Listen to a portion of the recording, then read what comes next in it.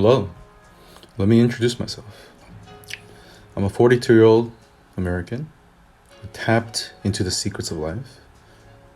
The following videos are 2 hours that, once applied, can transform your life into the life you've always dreamed of.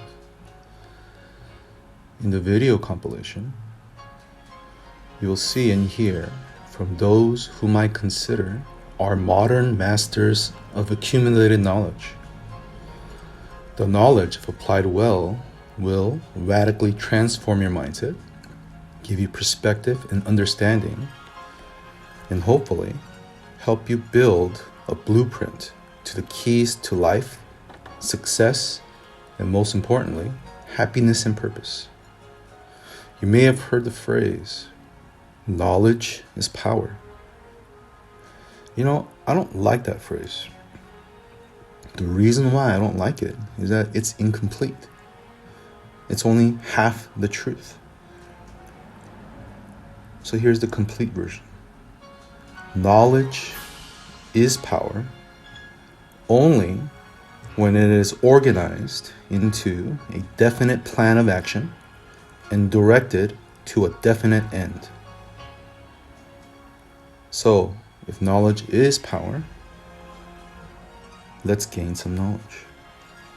Let's keep learning about the power of the mind, the power of the body. And the following videos are to show you that everything you need is out there, and all you must do is listen.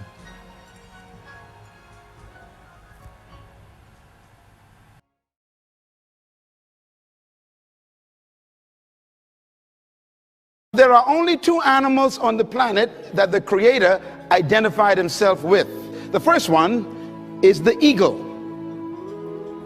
The eagle. And the second animal is the lion. And when I identified those two animals as his favorite to identify himself with, I recognized I better study these two animals, because if he is the leader of the universe and I want to be a leader on earth, I better find out the nature of these animals and also the attitude of these animals. And I discovered that both of them are the kings of their domain. The eagle is the king of the bird kingdom, and the lion is the king of the animal kingdom. But let's talk a little bit about the lion. The lion has what I call the spirit of leadership. And this word spirit here is referring to attitude. Everybody say attitude. A leader has an attitude that makes him or her different from followers. Now, the lion is the king of the jungle, but the lion to me is a great source of encouragement to all of us. I want you to write this down. Remember this as long as you live. Number one, the lion is not the tallest animal in the jungle. Number two, the lion is not the largest animal in the jungle. Number three, the lion is not the heaviest animal in the jungle. Number four, the lion is not the smartest animal or the most intelligent animal in the jungle. And yet, when he shows up, they all run away. Well, here's one of my favorite quotes that I put in my books, and I believe it really brings home the point. An army of sheep led by a lion will always defeat an army of lions led by a sheep. And the answers to that dilemma is this: because leadership can transform cowards into violent warriors. The right kind of leadership can transform a timid into bold people who are fearless. Leadership is that powerful. Leadership can walk into a camp of depressed people, and in 20 minutes they have turned on into unbelievable, powerful armies, because leadership determines everything. The lion is the king of the jungle because of one word: attitude. Everybody say attitude. Write it down. Attitude. The lion has a different attitude that makes every animal afraid of him. Now, we don't want to lead by fear, but it does take respect for you to become a leader. When I use the word fear in the jungle, we're talking about respect. The elephant respects the lion. The hyenas respect the lion. The giraffes, they respect the lion. What makes these massive animals respect such a small cat? The attitude is the difference. For example, a lion will see an elephant, and the thing that comes to his mind, one word: lunch. I could eat this thing. And he acts the way he thinks. Now, here's another amazing mystery. The elephant is larger, bigger, stronger, more powerful, heavier, and more intelligent. And yet, when the elephant sees the lion, one word comes to mind: eater. Attitude is a product of belief. You cannot have an attitude beyond your belief. So your attitude comes from your belief system. The lion is the king because of what he believes about himself.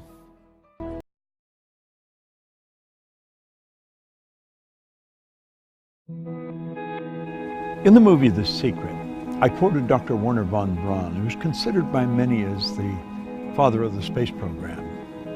He said, the natural laws of this universe are so precise that we don't have any difficulty building a spaceship, sending people to the moon, and we can time the landing with the precision of a fraction of a second. He also said these laws must have been set by someone. And you know, it's strange. It's not that long ago when science and religion were really considered antagonistic. That's not so today. It's looked at it now, one studying the cause and the other studying the effect. And von Braun said, after studying the spectacular mysteries of the cosmos for many years, he had arrived at the firm conviction that there is a God. I see the laws as God's modus operandi. It's how everything happens. The Secret was based on the concept of law of attraction. And because the movie went viral, it was all over the world, everyone everywhere was talking about the law of attraction. People writing books on it that don't really understand it, people speaking on it that many of them advertise their ignorance when they talk about it. I'm of the conclusion that attraction is not really understood in any depth by most people. Now, I've studied this every day for 50-some years. And I can assure you, attraction is a law, but it's a secondary law. The primary law is the law of vibration. The law of vibration is one of the basic laws of the universe. It decrees that everything moves, nothing rests. We literally live in an ocean of motion. Do you know that everything is an expression of the same thing? The leaves, the tree, the cement, the body, the clothes. It's all energy at a different rate of vibration. You see, your body is a molecular structure in a very high speed of vibration. Your brain is an electronic switching station. Your brain does not think, but you think with your brain. There's a difference. As you activate brain cells, you set up a vibration in your body. For me to just move my hand like that, I had to activate brain cells or my hand wouldn't have done it. If a person's had a stroke, where the blood just stops going to a section of the brain, those brain cells become dead. The movement in the body, in that part of the body that is controlled by those cells, stops. Vibration is something that must be understood if you're going to take control of your health, It must be understood if you're going to take control of your relationships. It must be understood if you want to become wealthy. And if you want to really master the art of selling, vibration is an essential. You've got to understand it. And yet almost all the sales training programs that are done worldwide have nothing about the law of vibration in them. As Robert Louis Stevenson said, everybody's selling. You're selling an idea, product, or a service. And it's true. The teacher's selling the student. The parent's selling the child's selling the parent. Well, what do we mean selling? Well, the professional salesperson understands that selling is doing something for someone, not to someone. And the professional will sit down and they will get to know the prospect. They will find as much about the prospect as they can. They'll have permission to ask the prospect questions. They'll gather a lot of information and they find out where the prospect wants to go, what they want to accomplish. They mentally get on the prospect's frequency and help the prospect go to where they want to go. My old mentor called that empathy-ego balance, where you're able to get into the other person's mind and see the world from where they see it. Get on their frequency, get in their vibration. The vibration you're in is going to dictate what you attract into your life. And if you're troubled, you're worried, you're going to attract a lot of bad energy. That's why the great sufferer in the Bible said, "Lo, the thing I fear has come to visit upon me." Well, fear is a very negative vibration. It's a very negative emotion.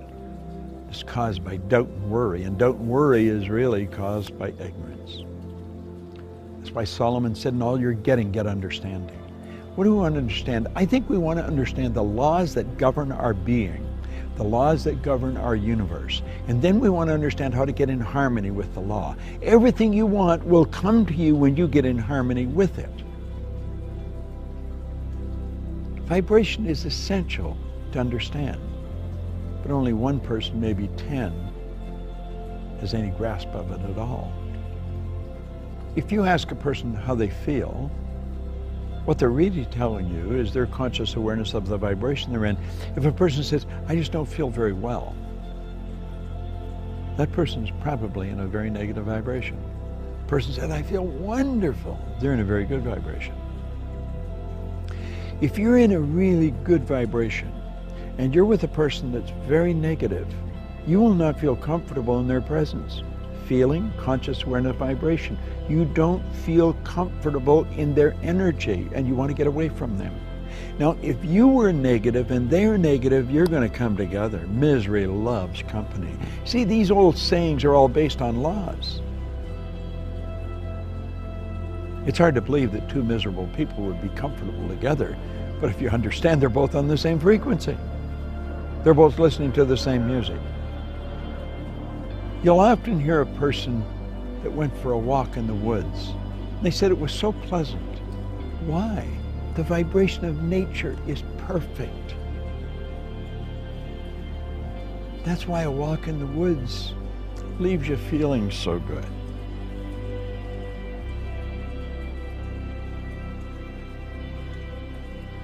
What do you understand about the law of vibration? That's a good question to ask yourself. I'm going to give you a small exercise.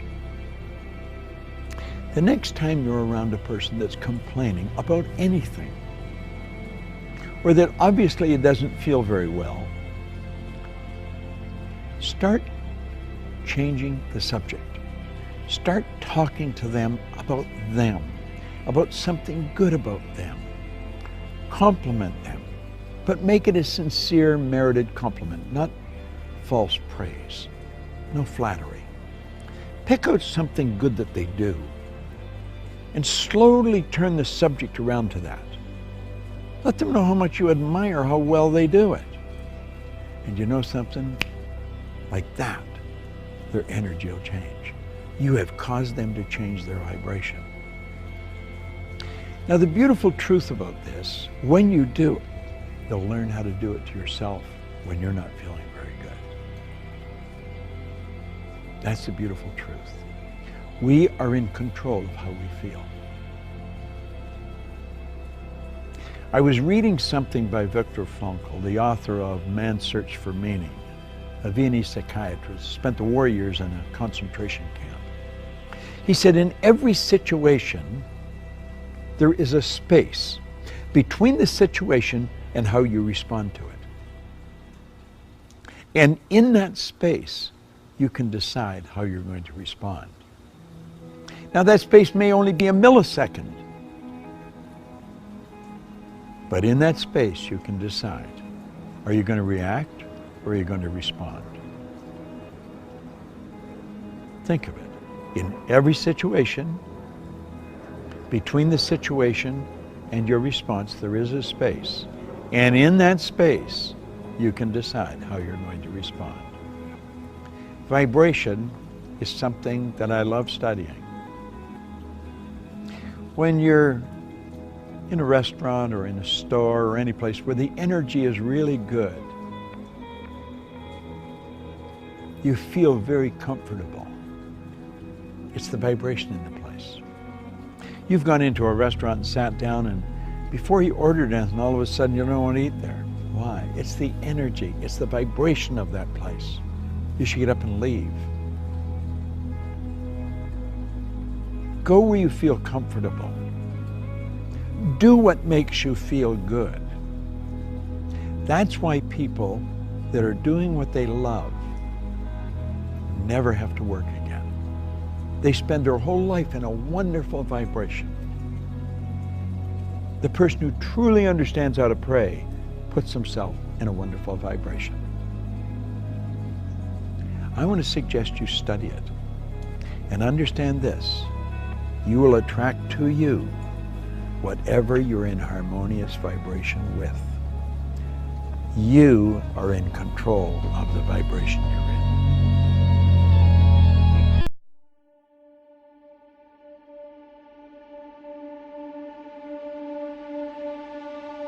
I found that nothing in life is worthwhile unless you take risks. Nothing. Nelson Mandela said, "There is no passion to be found playing small and settling for a life that's less than the one you're capable of living." Now, I'm sure in your experiences in school and applying to college and picking your major and deciding what you want to do with life, I'm sure people have told you to make sure you have something to fall back on. Make sure you got something to fall back on, honey. But I never understood that concept, having something to fall back on.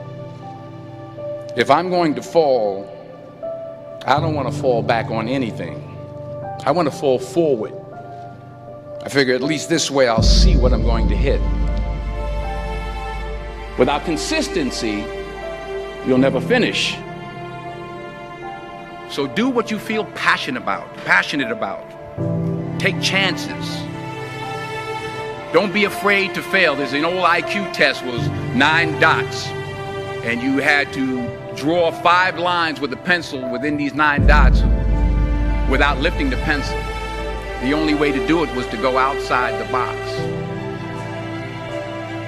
Don't be afraid to think outside the box. Don't be afraid to fail big, to dream big. But remember, because taking risk is not just about going for a job. It's also about knowing what you know and what you don't know. It's about being open to people and to ideas. The chances you take, the people you meet, the people you love, the faith that you have, that's what's going to define you. Never be discouraged. Never hold back. Give everything you got. And when you fall throughout life, remember this: fall forward.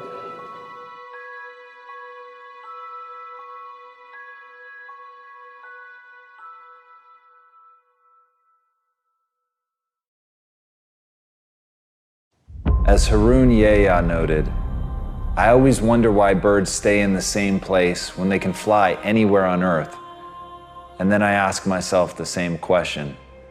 As Mark Twain put it, the secret of getting ahead is getting started. And that's where people get stuck. You're literally like the bird. You could fly anywhere you want. You can go anywhere you want to go. And look, I know you've got a litany of excuses and all of them are valid.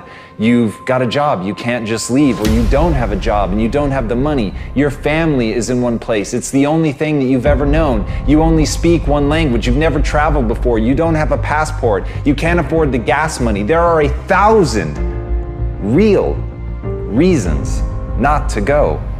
But the truth is that none of them matter. The truth is, if you want to build something in your life, that you have to remember what Mark Twain said. You have to get started, because at the end of the day, that is literally the only thing that's holding you back. You're not moving. And once you get the simplicity of that, once you understand that you could act right now, you could say fuck all the excuses. You could stop making them. You could stop giving into them, no matter how valid they are, no matter how real they may seem. You can finally decide that you're going to get up and move, that you're going to create that momentum, that you're going to take a step, that you're going to make the demand, that you create momentum, that you get something done, that you fucking find an answer, or as Hannibal said, that you're going to find a way or make one. If you have to carve through fucking rock, do it, because humans before you have done it. And that's the simple truth. That is the simple fucking truth. And everything else is bullshit. Everything else is the weak voice in your mind holding you back and making you a less version of yourself. So I ask you, why doesn't the bird fly wherever it wants to go? Because that's all it's known? Because that's what's safe? Because that's what's comfortable? Or because it's a dumb fucking animal? What do you want to be? If this isn't the life you want to live, do something about it. Most people don't reach their dream, not because of failure. Most people don't live their dream because they give up. You see, it's not the failure that stops us, but that most stop at their first failure. Those who succeed don't stop at one failure. They don't stop at 10 failures. They don't stop at 100, 1,000, or 1,000,000. They say, this is my goal, and I will do whatever it takes to achieve it.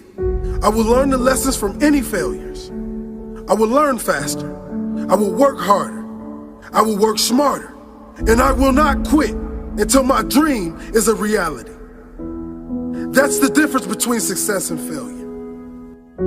Failure is a massive part of being able to be successful. You have to get comfortable with failure. You have to actually seek failure. Failure is where all of the lessons are.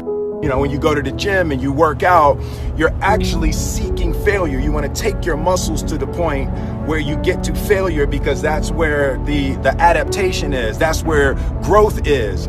Successful people fail a lot. They fail a whole lot more than they succeed. They extract the lessons from the failure, and they use that, the energy, and they use the wisdom to come around to the next phase of success. Gotta take a shot. You have to live at the edge of your capabilities. You gotta live where you're almost certain you're gonna fail. The reason for practice. Practice is controlled failure. You're getting to your limit, getting to your limit, getting to your limit. You can't lift that, you can't do that, until you get to the point that all of a sudden your body makes the adjustment, and then you can do it. Failure actually helps you to recognize the areas where you need to evolve. So fail early, fail often, fail forward. I want to explain the biggest myth that most people think leads them to success. And here's the myth. You might believe if you're scared to fail, you won't fail. Lies. Biggest myth ever. And I believed it. You see, I always thought that being scared to fail in life would literally keep me from failing. I would look at the losers around me and I would say, sheesh, I never want to turn out like him. I really believed this train of thought would help me succeed. Until one day, I was walking down the street and I saw an old man. Had a hat, suspenders, and a cane. Was about 80 years old. This old man was barely walking. He could walk, but the cane helped a lot. He was struggling. So anyway, he was walking across the street and he ended up falling. So I went over to go help him. And he gets up, says thank you, and we introduced ourselves. Had a little conversation. Told me his name and I told him mine. His name was Robert, by the way. And right as he walked away, I told him, this is what I said. Robert, you should stay inside where it's safe, my friend. And Robert turns around and says to me, I love walking. And I love walking way more than I'm afraid of falling. So I ask him, well, what about your safety? Don't you want to live? And he told me this. These are the exact words he said. He said this. Solo, living means doing what you love to do. And if I have to fall here and there to do what I want to do in life, then so be it. And he just walked away. Never saw him again. That was it. But that statement really had me thinking, and it had me thinking hard because I learned something that day. That's when I realized the true key to success. You see, I always thought if I could just fear the act of failing, and if I fear it like crazy, I will succeed. Because I thought the fear would magically motivate me to get out there and start taking action. But after that day, I realized something. I realized it's the love for success that will lead me to succeeding. So just imagine if Robert feared falling. Would he even start walking? Of course not. He wouldn't even do what he loved to do. He would sit at home and take no type of action. But he loved walking. Wasn't even scared to fall. It gave him life. That's what allowed him to get up and do it. He loved walking so much, he was willing to fall 10 times a day just to do it. And you have to be the same. So the next time someone tells you, you're gonna fail, you know what you tell them? Tell them they're right. But you're not afraid to fail. You're not afraid to take action. You're not afraid to jump. You're gonna fail 10 times, but you know what? It's cool. Because on the 11th time, you'll succeed. Oh, you'll succeed all right. And it'll feel good.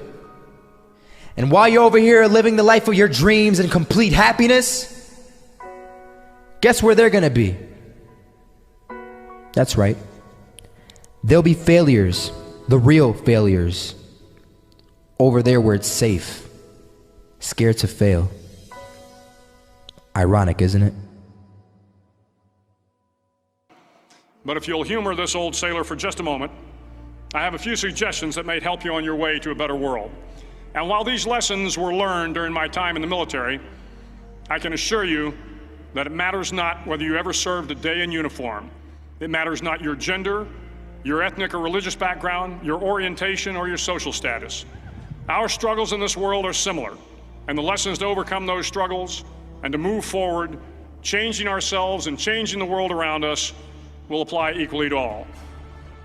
I've been a Navy SEAL for 36 years, but it all began when I left UT for basic SEAL training in Coronado, California. Basic SEAL training is 6 months of long, torturous runs in the soft sand, midnight swims in the cold water off San Diego, obstacle courses, unending calisthenics, days without sleep, and always being cold, wet, and miserable. It is 6 months of being constantly harassed by professionally trained warriors who seek to find the weak of mind and body and eliminate them from ever becoming a Navy SEAL. But the training also seeks to find those students who can lead in an environment of constant stress, chaos, failure, and hardships. To me, basic SEAL training was a lifetime of challenges crammed into 6 months. So here are the 10 lessons I learned from basic SEAL training that hopefully will be of value to you as you move forward in life. Every morning in SEAL training, my instructors, who at the time were all Vietnam veterans, would show up in my barracks room And the first thing they'd do was inspect my bed. If you did it right, the corners would be square, the covers would be pulled tight, the pillow centered just under the headboard, and the extra blanket folded neatly at the foot of the rack. It was a simple task, mundane at best, but every morning we were required to make our bed to perfection. It seemed a little ridiculous at the time, particularly in light of the fact that we were aspiring to be real warriors, tough, battle-hardened SEALs. But the wisdom of this simple act has been proven to me many times over. If you make your bed every morning, you will have accomplished the first task of the day. It will give you a small sense of pride, and it will encourage you to do another task, and another, and another. And by the end of the day, that one task completed will have turned into many tasks completed. Making your bed will also reinforce the fact that the little things in life matter. If you can't do the little things right, you'll never be able to do the big things right. And if by chance you have a miserable day, you will come home to a bed that is made, that you made. And a made bed gives you encouragement that tomorrow will be better. So if you want to change the world, start off by making your bed. During SEAL training, the students are all broken down into boat crews. Each crew is 7 students, 3 on each side of a small rubber boat, and 1 coxswain to help guide the dinghy. Every day, your boat crew forms up on the beach and is instructed to get through the surf zone and paddle several miles down the coast. In the winter, the surf off San Diego can get to be 8 to 10 feet high, and it is exceedingly difficult to paddle through the plunging surf unless everyone digs in. Every paddle must be synchronized to the stroke count of the coxswain. Everyone must exert equal effort, or the boat will turn against the wave and be unceremoniously dumped back on the beach. For the boat to make it to its destination, everyone must paddle. You can't change the world alone. You will need some help. And to truly get from your starting point to your destination takes friends, colleagues, the goodwill of strangers, and a strong coxswain to guide you. If you want to change the world, find someone to help you paddle. Over a few weeks of difficult training, my SEAL class, which started with 150 men, was down to just 42. There were now 6 boat crews of 7 men each. I was in the boat with the tall guys, but the best boat crew we had was made up of the little guys, the Munchkin crew, we called them. No one was over 5'5". The Munchkin boat crew had 1 American Indian, 1 African American, 1 Polish American, 1 Greek American, 1 Italian American, and 2 tough kids from the Midwest. They out-paddled, outran, and outswam all the other boat crews. The big men in the other boat crews would always make good-natured fun of the tiny little flippers the Munchkins put on their tiny little feet prior to every swim. But somehow these little guys from every corner of the nation and the world always had the last laugh, swimming faster than everyone and reaching the shore long before the rest of us. SEAL training was a great equalizer. Nothing mattered but your will to succeed, not your color, not your ethnic background, not your education, not your social status.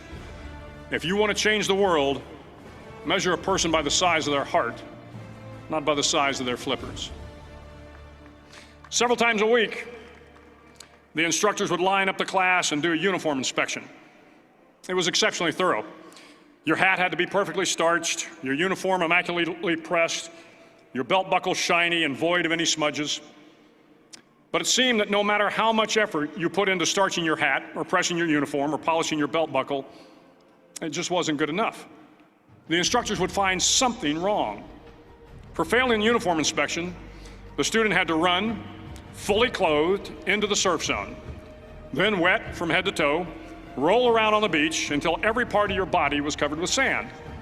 The effect was known as a sugar cookie. You stayed in the uniform the rest of the day, cold, wet, and sandy. There were many a student who just couldn't accept the fact that all their efforts were in vain, that no matter how hard they tried to get the uniform right, it went unappreciated. Those students didn't make it through training. Those students didn't understand the purpose of the drill. You were never going to succeed. You were never going to have a perfect uniform. The instructors weren't going to allow it. Sometimes, no matter how well you prepare, or how well you perform, you still end up as a sugar cookie. It's just the way life is sometimes. If you want to change the world, get over being a sugar cookie and keep moving forward.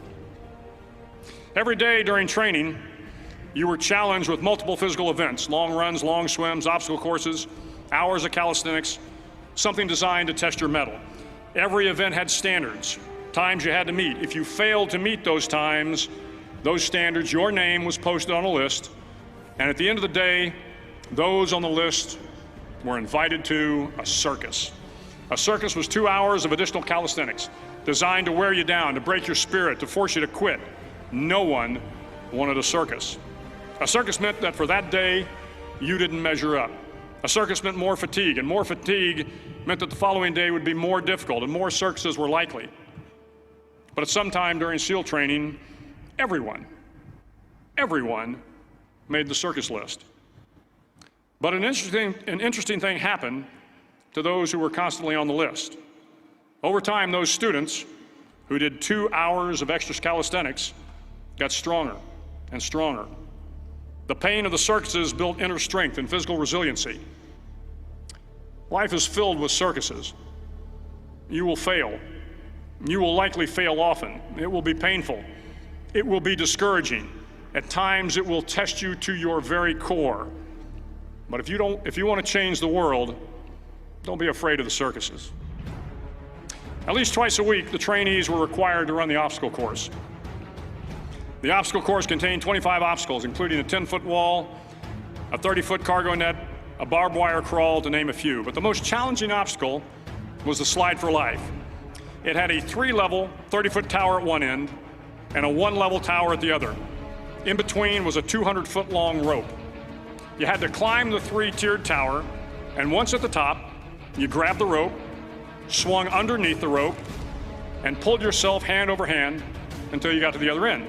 The record for the obstacle course had stood for years when my class began in 1977.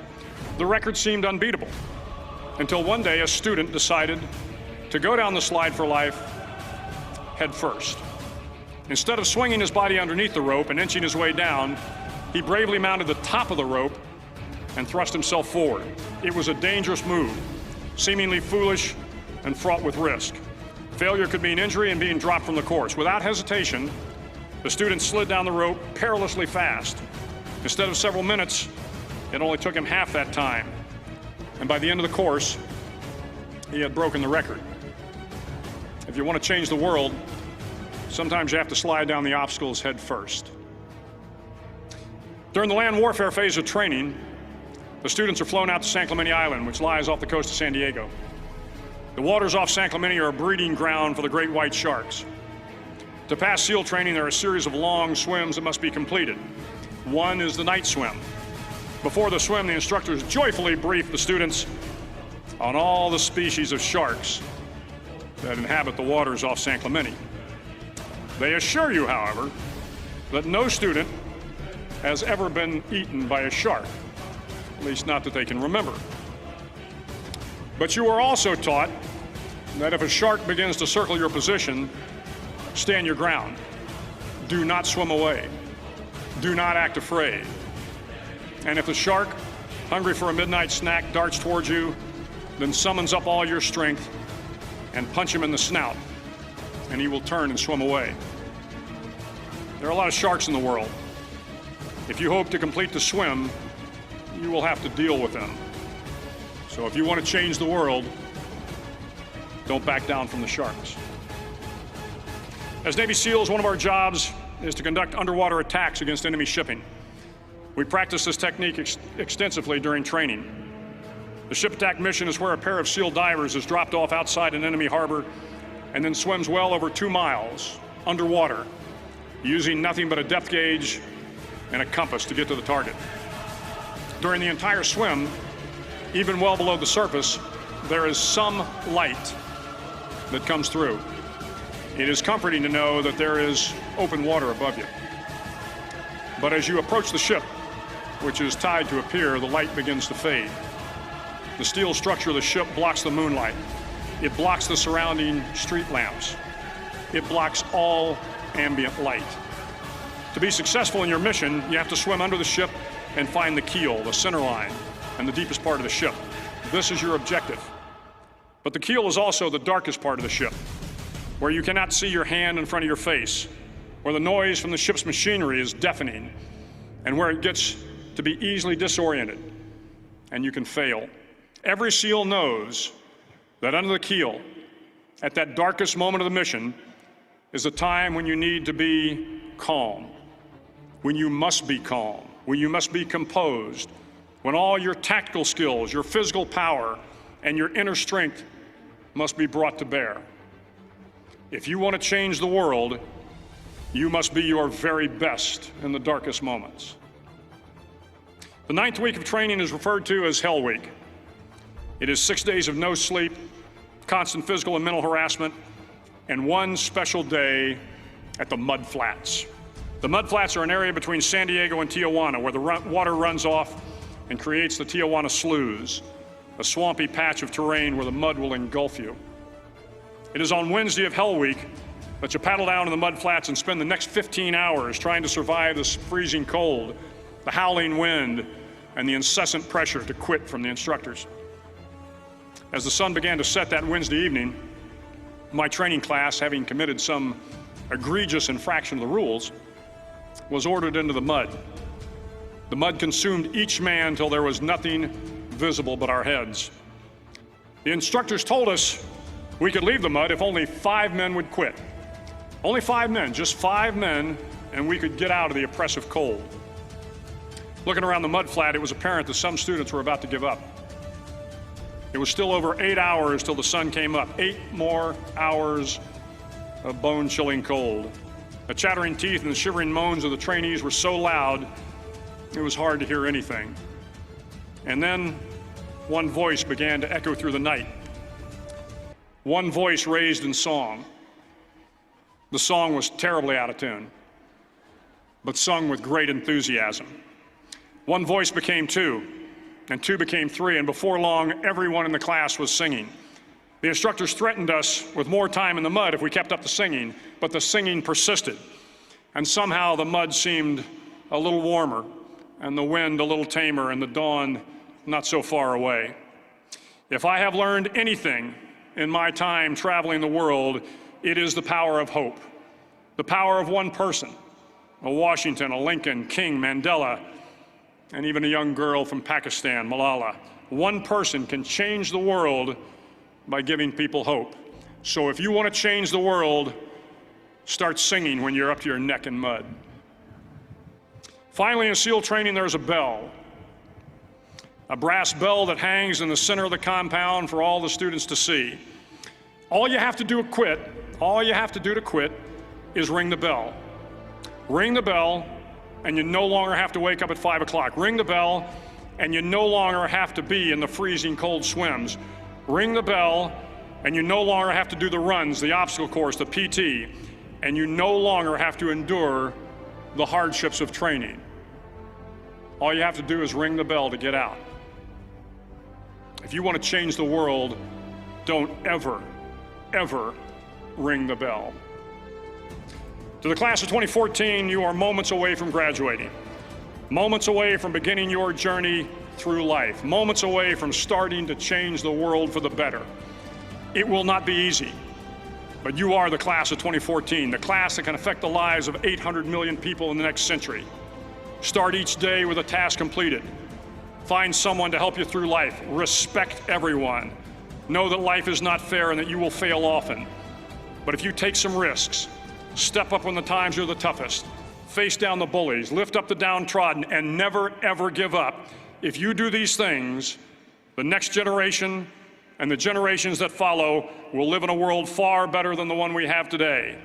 And what started here will indeed have changed the world for the better. As Kurt Vonnegut, one of the greatest authors in modern times, said, "When I write, I feel like an armless, legless man with a crayon in his mouth." But he still did it. And that's the kind of thing that you're going to hear from the greats. You're not going to hear that it was easy. You're not going to hear that they felt suave and cool. Even the greatest of all time have that awkwardness and that clumsiness, they're never quite as good as they want to be. But what I want you to understand is even though Kurt Vonnegut said those words, he wrote tons of books that changed people's lives, that changed the landscape of literature, because despite the fact that he felt awkward and clumsy, he kept doing it and forcing himself to move forward, to take one step after another, even when the process was not exactly rewarding. He believed in something. He knew that what he was trying to do would ultimately get better. He knew that if he wanted to accomplish something great, that he had to push through the awkwardness. And that is the very trick to getting great. You just have to do it.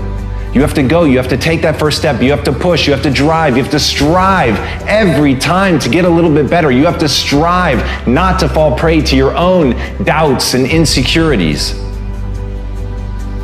And as Joe Namath said, if you aren't going all the way, why go at all? But it's doing that in face of the fear. It's doing that in face of the difficulties. It isn't only because someone is great that they say you should either do it all the way to play hard or go home. They're not saying it because the process is in and of itself rewarding. They're saying it because there is something that they're trying to accomplish that demands it, that they're prepared to play on a world stage. And once you know why you're doing what you're doing, once something sits at the core of your being, and despite how difficult, painful, awkward it may be to push forward, you push forward no matter what the odds. And as Hannibal said, one of the greatest military leaders of all time, I will either find a way or I'll make one. And he said that as he was getting elephants across the Alps. Now, when you think of the difficulties that you face in trying to do what you're trying to accomplish, think about that man amassing an army and getting elephants to climb a mountain, and saying not, this is impossible, but rather, if there's not already a way present, I will make one. And when you can look at that, when you can look at your own inadequacies, when you can accept that you are not yet good enough, but you know that you'll put in the work to get there, you know that you'll learn the things that you need to learn, that you will push and you will practice and you will shape yourself into someone capable of doing it. And you have to literally carve your own path out of the stone granite of a mountainside. You will do that because that's what your goals demand. And when you're prepared to do whatever your goals demand, you will accomplish whatever you set your mind to.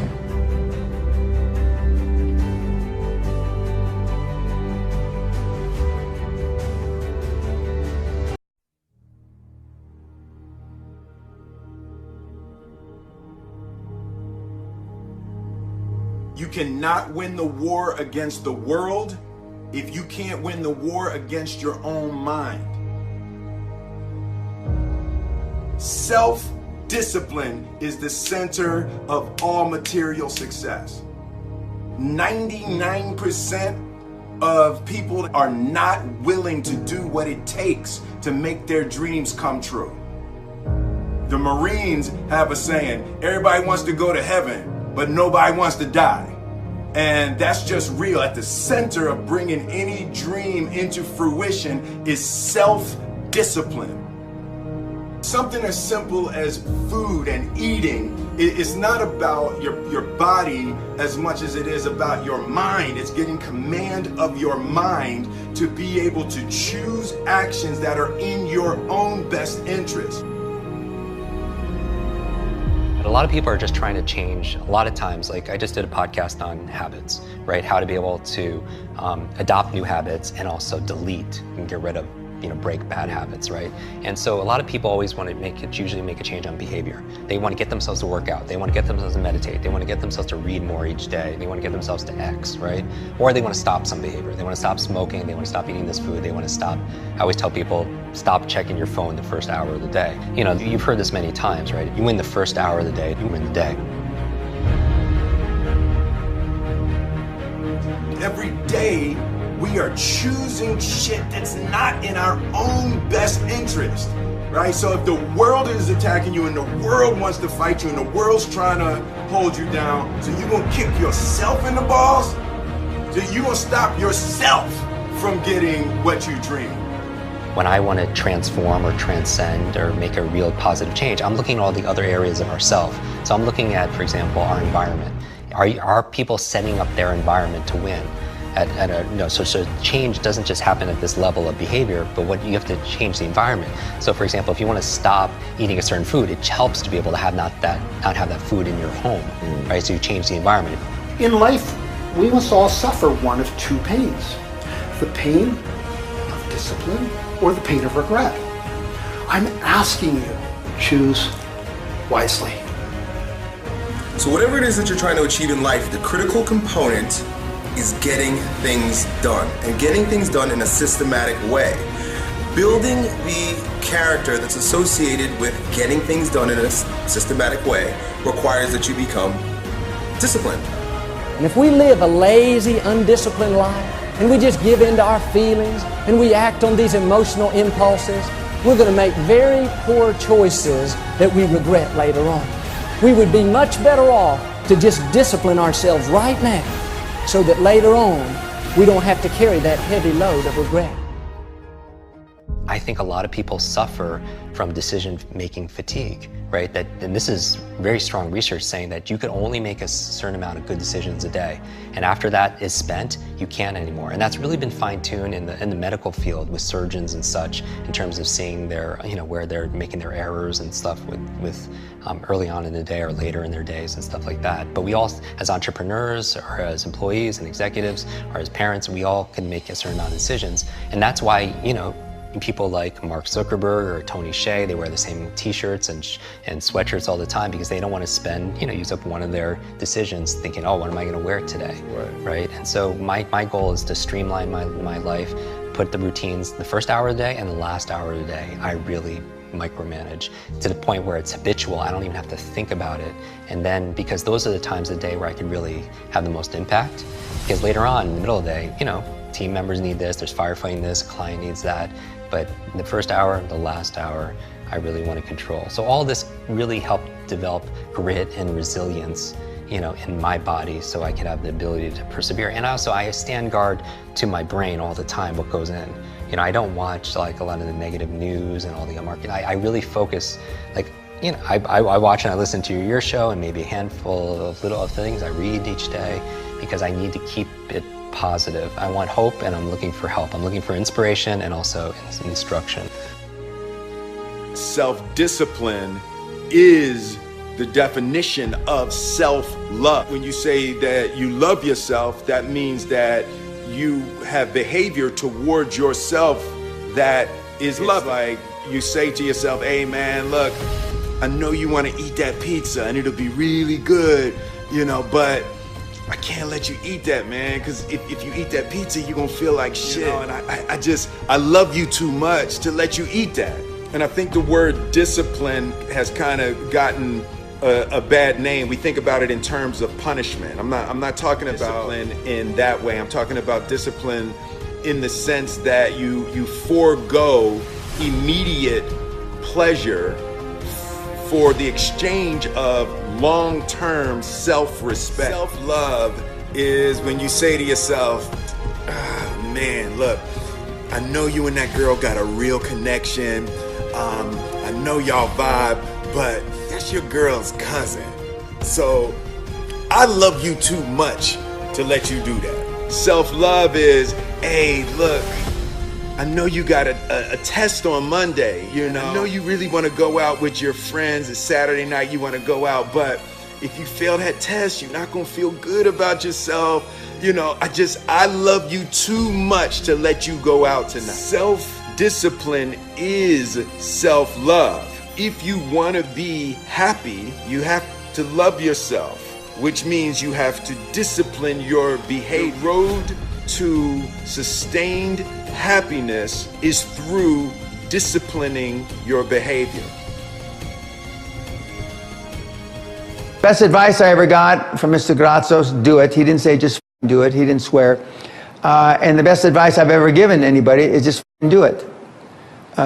We take too much time procrastinating. And because we're afraid of failure, and fear is false expectations appearing real. We're worried about what other people think. We're trying to fit in. And I can go through a whole litany of bullshit Now, it's not bullshit because it's not true. Litany of stuff why you are where you are because you just didn't do it. You didn't want to make a mistake. You got a mortgage. You got 2 ex-wives. You got a 15-year-old daughter who's pregnant.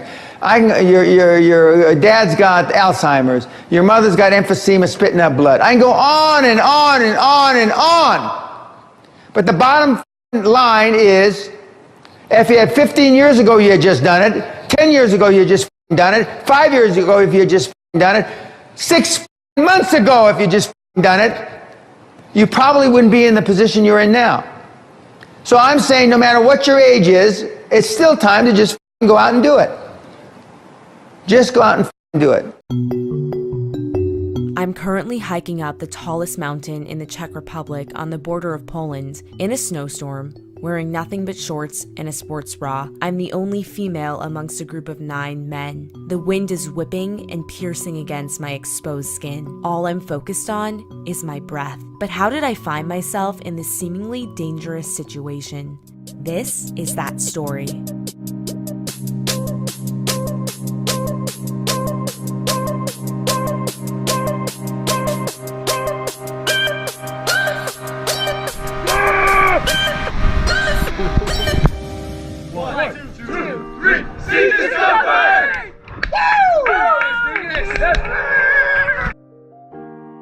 It's like all these deep fears have been stuck within me for so long, I can't avoid it anymore. We are going to prove to the world that all we need is right in you and me. It is Saturday morning, and today I am going to the Wim Hof experience at Wanderlust in Hollywood. I have been wanting to learn the Wim Hof method for a long time, and then I saw that this was happening, and I thought, what better way to learn it than to go to an event taught by Wim Hof himself. People like Wim Hof fascinate me because they truly have mastered the art of mind power. Like, what he does barely makes sense. Wim Hof, aka the Iceman, the Dutch daredevil who holds the most world records for withstanding extreme weather conditions, including the longest ice bath, the longest swim under ice, running a marathon in the desert without drinking water, and climbing past the death zone on Mount Everest wearing nothing but shorts. Wim has been shocking the world for years by completing seemingly impossible feats, and he's even subjected himself to scientific scrutiny, paving the way for groundbreaking research that is challenging our current understanding of the mind-body connection. But Wim is more than just a crazy outlier. He claims that anyone can learn to do what he does, and is changing millions of people's lives all over the world through his teachable method. It's called the Wim Hof Method, and consists of 3 parts: meditation and concentration techniques, breathing exercises, and colds therapy. I first discovered Wim Hof in 2016 when I watched a Vice documentary where a reporter went to Poland to train with him and hiked up a snowy mountain wearing nothing but shorts. And as much as I hate the cold, for some reason I told myself that someday I wanted to do that too. So when I saw that Wim was doing a workshop here in Los Angeles, I knew that I needed to go.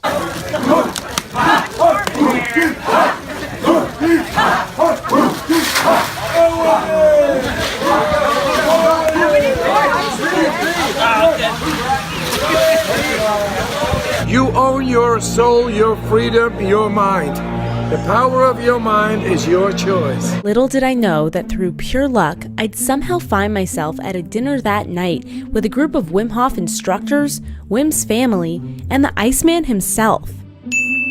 I was invited by one of the instructors who I met at the workshop, and despite my fear of intruding, I went anyways. I had no idea at the time, but that one yes would lead to a wild journey I never expected. Over the coming months, we all kept in touch, and I became friends with Einem Hof, Wim's son who runs the business behind the Wim Hof method. I learned that Einem has been instrumental in his dad's message being able to reach millions of people. I just try to make things as accessible as possible for him to be able to spread his message. Instead of raising the amount, which I could raise it easily, And what we do is raise the amount of people and having instructors to support my dad to keep it accessible for everyone who wants to do this. Since attending the Wim Hof workshop in 2017, I've been dabbling in the technique here and there. Every time I take an ice bath, it's really hard for me. But every time I make it through that 3 minutes in the ice, I feel like I've overcome a major mental barrier. Every time I do an ice bath, I feel pure gratitude. I feel like I overcame something. Around this time, I make a conscious decision to start doing more things that challenge and scare me. I start my YouTube channel, Skylife, as a way to follow my curiosity of exploring the world of health and wellness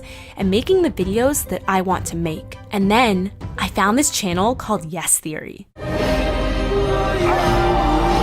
Yes Theory's motto is seek discomfort, encouraging their viewers to get out of their comfort zones, step into fear, and say yes to life. I binge watched their videos and I knew that these were the creators I wanted to surround myself with and hopefully work with someday. So I write down a lofty goal in my journal: to meet Yes Theory and collaborate with them on a project. At the time, I didn't know how it would happen, but the power of intention is spooky because just a few weeks later, I somehow end up at a meetup at the Yes Theory house. We connected through our mutual passion for health and wellness and developed a friendship over the coming months. I even helped them produce a video where Matt fasted for a week.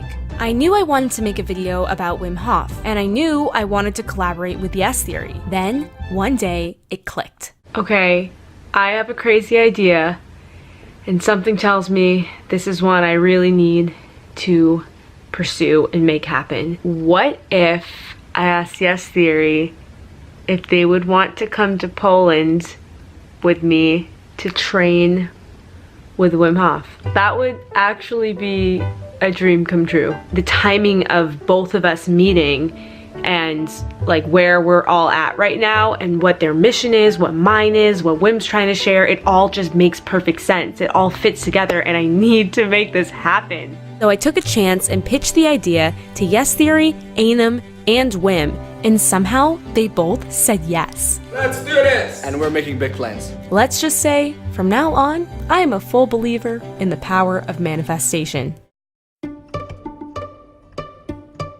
I still can't believe this is actually happening, and the way this all has unfolded just blows my mind. And the fact that I'm about to go to Poland with Yes Theory, my YouTube heroes, to train with Wim Hof himself, that is unfathomable. I can't even believe it's actually happening. I have a million thoughts racing through my head about how this is going to go, and about how the fact that I brought this to the table somehow holds me responsible for anything that could happen while we're there. And I am just nervous. I'm really, really nervous. But I'm going to try my best not to worry my face off about this and really just get prepared. So I've really been diving into the research, reading every single scientific paper that exists on Wim Hof and trying to really fully understand this method and what we're about to do. I want to know what is happening in my body and why when I'm being put through this crazy physical and mental challenge. We'll be diving into the breathing techniques, the meditation techniques. I'm understanding how these all work. I've dabbled in this space before. The only thing that's scaring me is the cold exposure, but I feel like we're going to be learning the techniques in order to withstand that. There are so many things to be worried about, but you know what? That's life. All we can really do is just do the damn thing. So let's do it.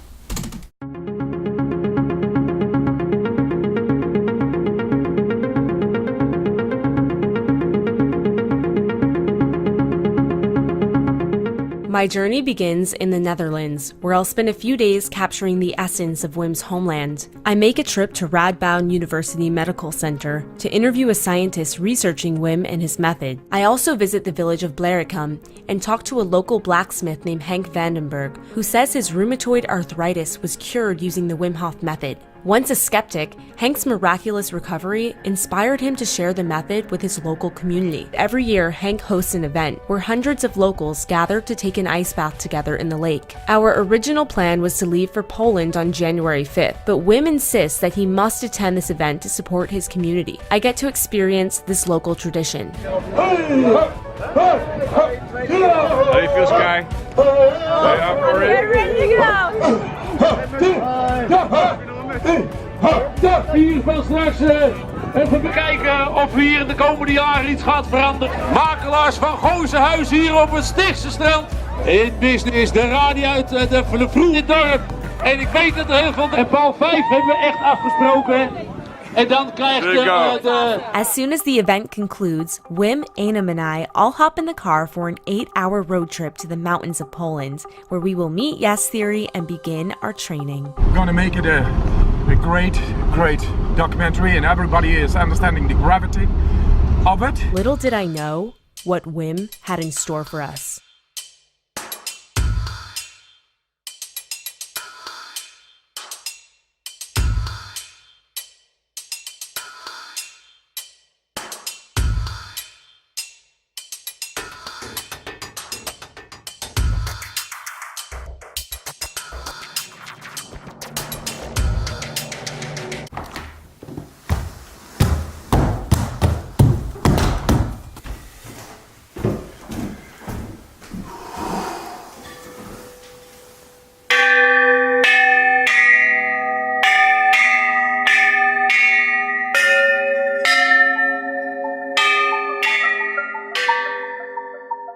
For this week, I got planned specifically for this group to use the power of the mind. This week, we're gonna do things I've never done because I've been a guinea pig all my life and I changed the books. Now I'm going to do that with Yes Theory. I think we're about to do the craziest thing that we've ever done in our lives. Cold is merciless but righteous. Humanity has alienated so much from nature. The cold is very able to bring our mind and body back into our inner nature, the way it was supposed to be, in harmony with the nature outside. Keep control. And then from there, we get really into the depth of the physiology. Julian! 4, keep that. Go for it, Julian!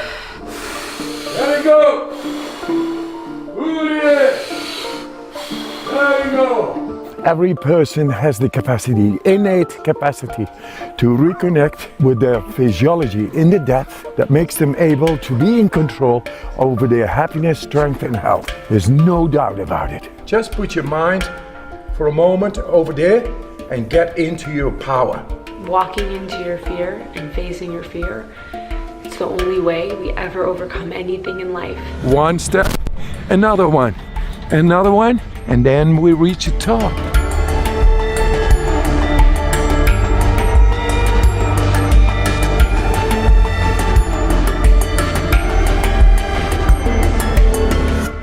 We are built to be happy, strong and healthy.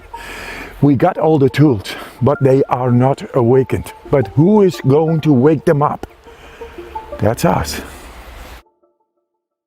By now, you're probably really curious to know what actually happened during our time in Poland training with Wim. And for that story, you'll need to go watch Yes Theory's documentary, Frozen Alive. Shut the fuck up! Let's climb this mountain!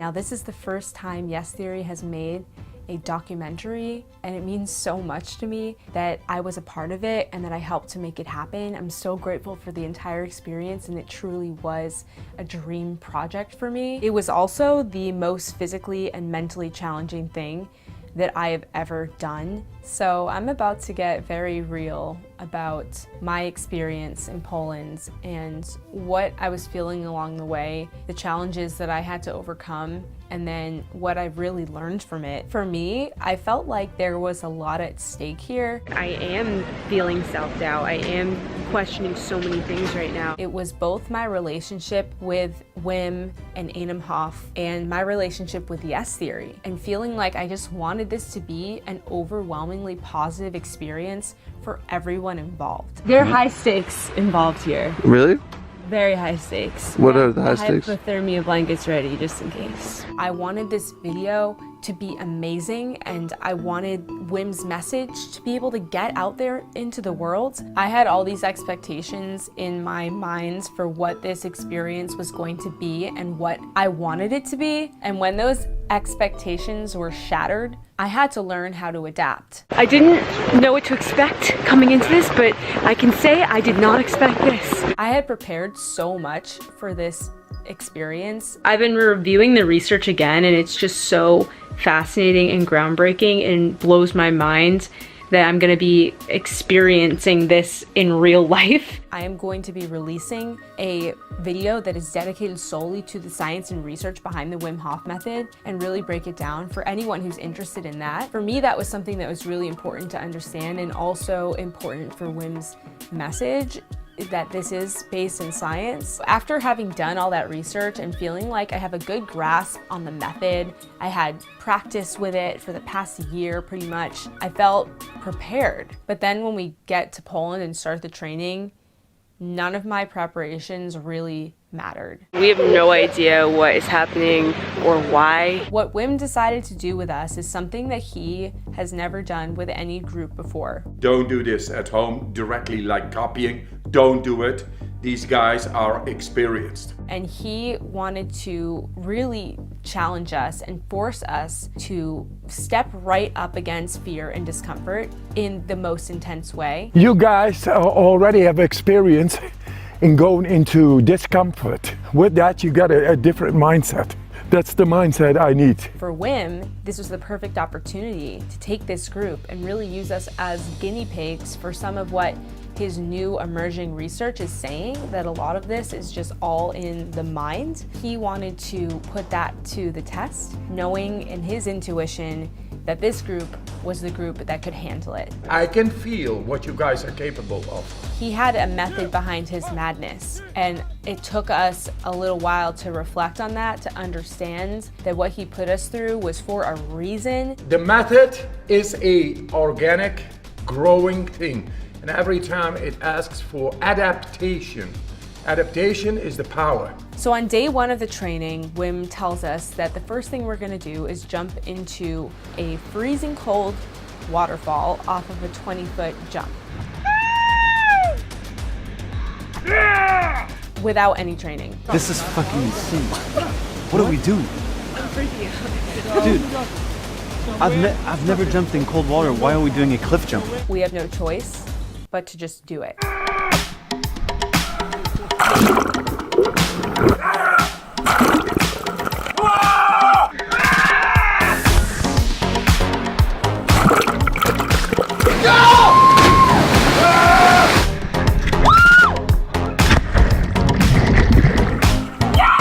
And the purpose of that initiation was to throw us right into the fear and take a leap of faith and trust that your body's gonna know what to do.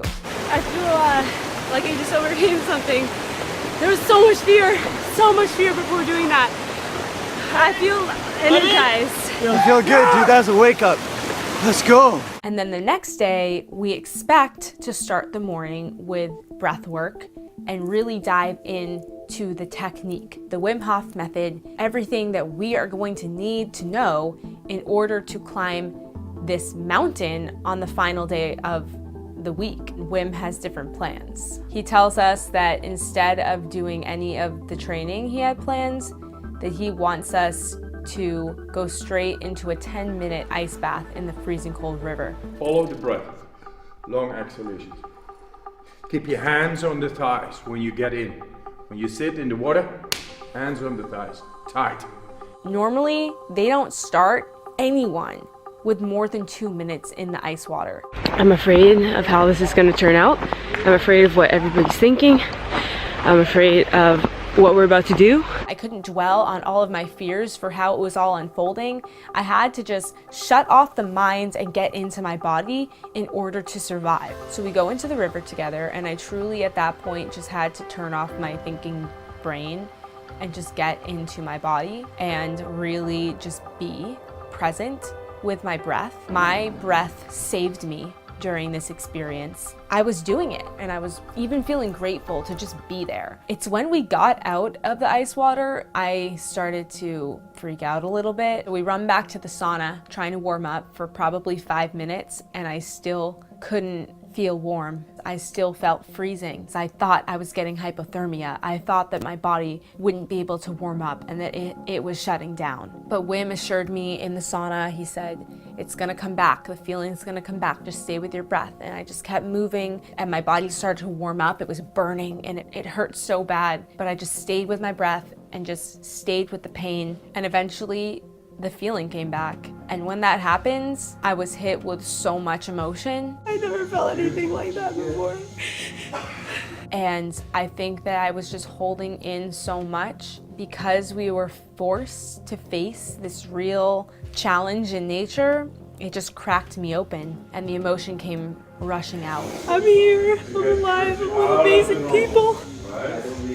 Doing something else is a once in a lifetime. I can't explain it, but I just feel it so deeply right now. I just have to let it out.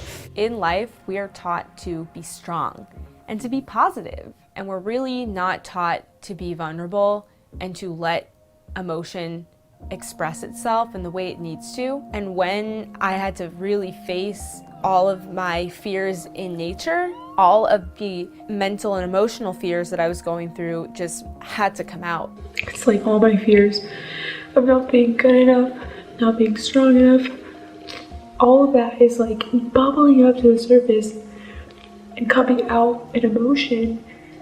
And it's good because it's something I suppress. And I think that that was really healthy for me to just let it out. And then on our second day of training, Wim reveals to us that instead of hiking the mountain on day 4, like we thought, tomorrow it's going to happen. We were going to be hiking the mountain the following day, day 3, with barely any training. That was a total shock for all of us. In a minute, we're about to be in our shorts and sports bra, for me, hiking up a mountain for over 2 hours. So as I'm worrying about all the things that feel like just a complete disaster at the time, I then have to make a decision. I had to choose to not listen to those thoughts and to step into my true power for myself and for the group that I was with. I was gonna be hiking a mountain with these people and we all needed each other. So I needed to shift my mindset into that of faith that we were gonna do this together and we were gonna get through it and feel so accomplished afterwards. And that's all that I could do in that moment, was learn to adapt just the way Wim was trying to teach us to do. For the first time ever, from doing this cold exposure, I feel the heat within my body. And I've never felt this before. Like actually being able to separate myself from the cold is the first time I'm feeling it. And it's really cool. Now looking back, that was the purpose all along, was him just pushing us so far to the point where we just had to do it. We had to turn off our mind and just do the damn thing. And that's what we did. The most important thing that I learned from this whole experience is that life is always gonna throw us unexpected challenges, and we have a choice in those moments as to how we react and respond to those challenges. And we can either stay fearful and worry and be frustrated about them, or we can flip our mindset and look at these challenges as a way to grow and expand and get stronger. And now, after having experienced everything that we did, I feel so strong, like I can take on anything. Wim believes that all of us have this untapped power and potential within us, and that's why he wants to share his mission with millions of people and teach them to do the things that he's been able to do. If there is one thing I want you to take out of this, it's to believe the power of your beautiful mind. And after having spent this time with him and training with him, I feel like I believe in that so strongly now more than ever. And I want you to know that you have that within you too. And you don't need to do something as extreme as hiking a mountain in the snow in your shorts to find that. Simply by doing things on a regular basis that really challenge you and scare you, you're going to begin to open up so much within yourself that you never even knew was there. And that is where we can access truly who we are and step into everything that we are. I want to thank you so much for watching and remind you that you have the power to thrive. You have the power to live your best life ever. It's all within you, everything that you need. Mindset is a neurological muscle we have. It's not placebo, it's a real muscle, neural activity. When that unites, it's called the willpower, and you can really connect with that into any part of the brain. We thought of will is somewhere there. It's not over there, it's right over here, and it's a muscle. And you are able to go with that will. Power is the center in the brain, prefrontal cortex, going into the brain stem. The brainstem is about survival. But because we live every day in a very controlled environment, like the world where we live in with the heat, the cold, sedentary lifestyles, going into the car, we got it all controlled by our thinking, not by our feeling anymore.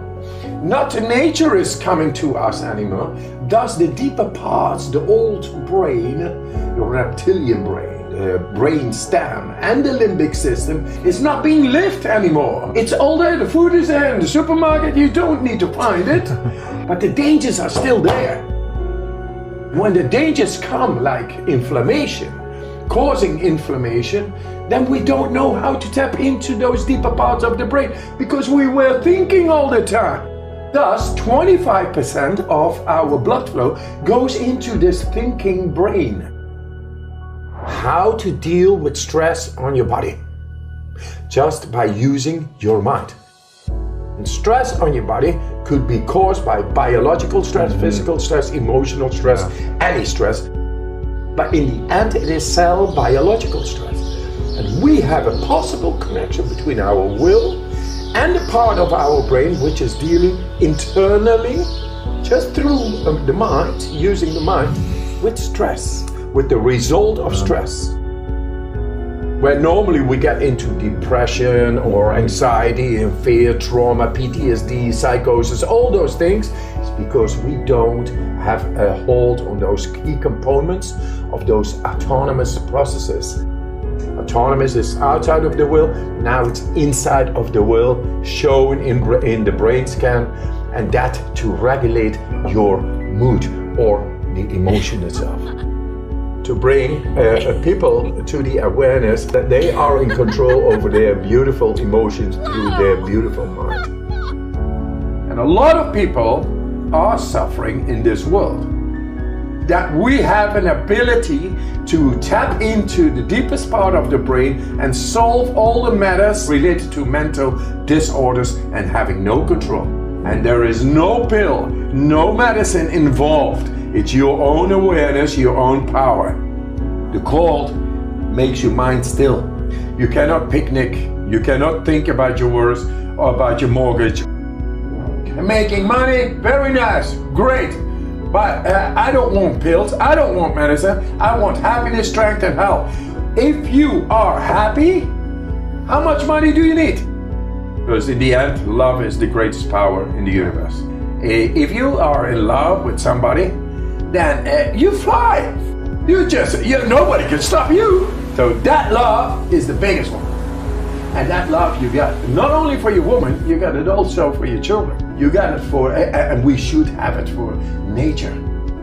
Because then you don't even need to respect. You love it, you're not gonna damage it. And we lost that because we lost the connection.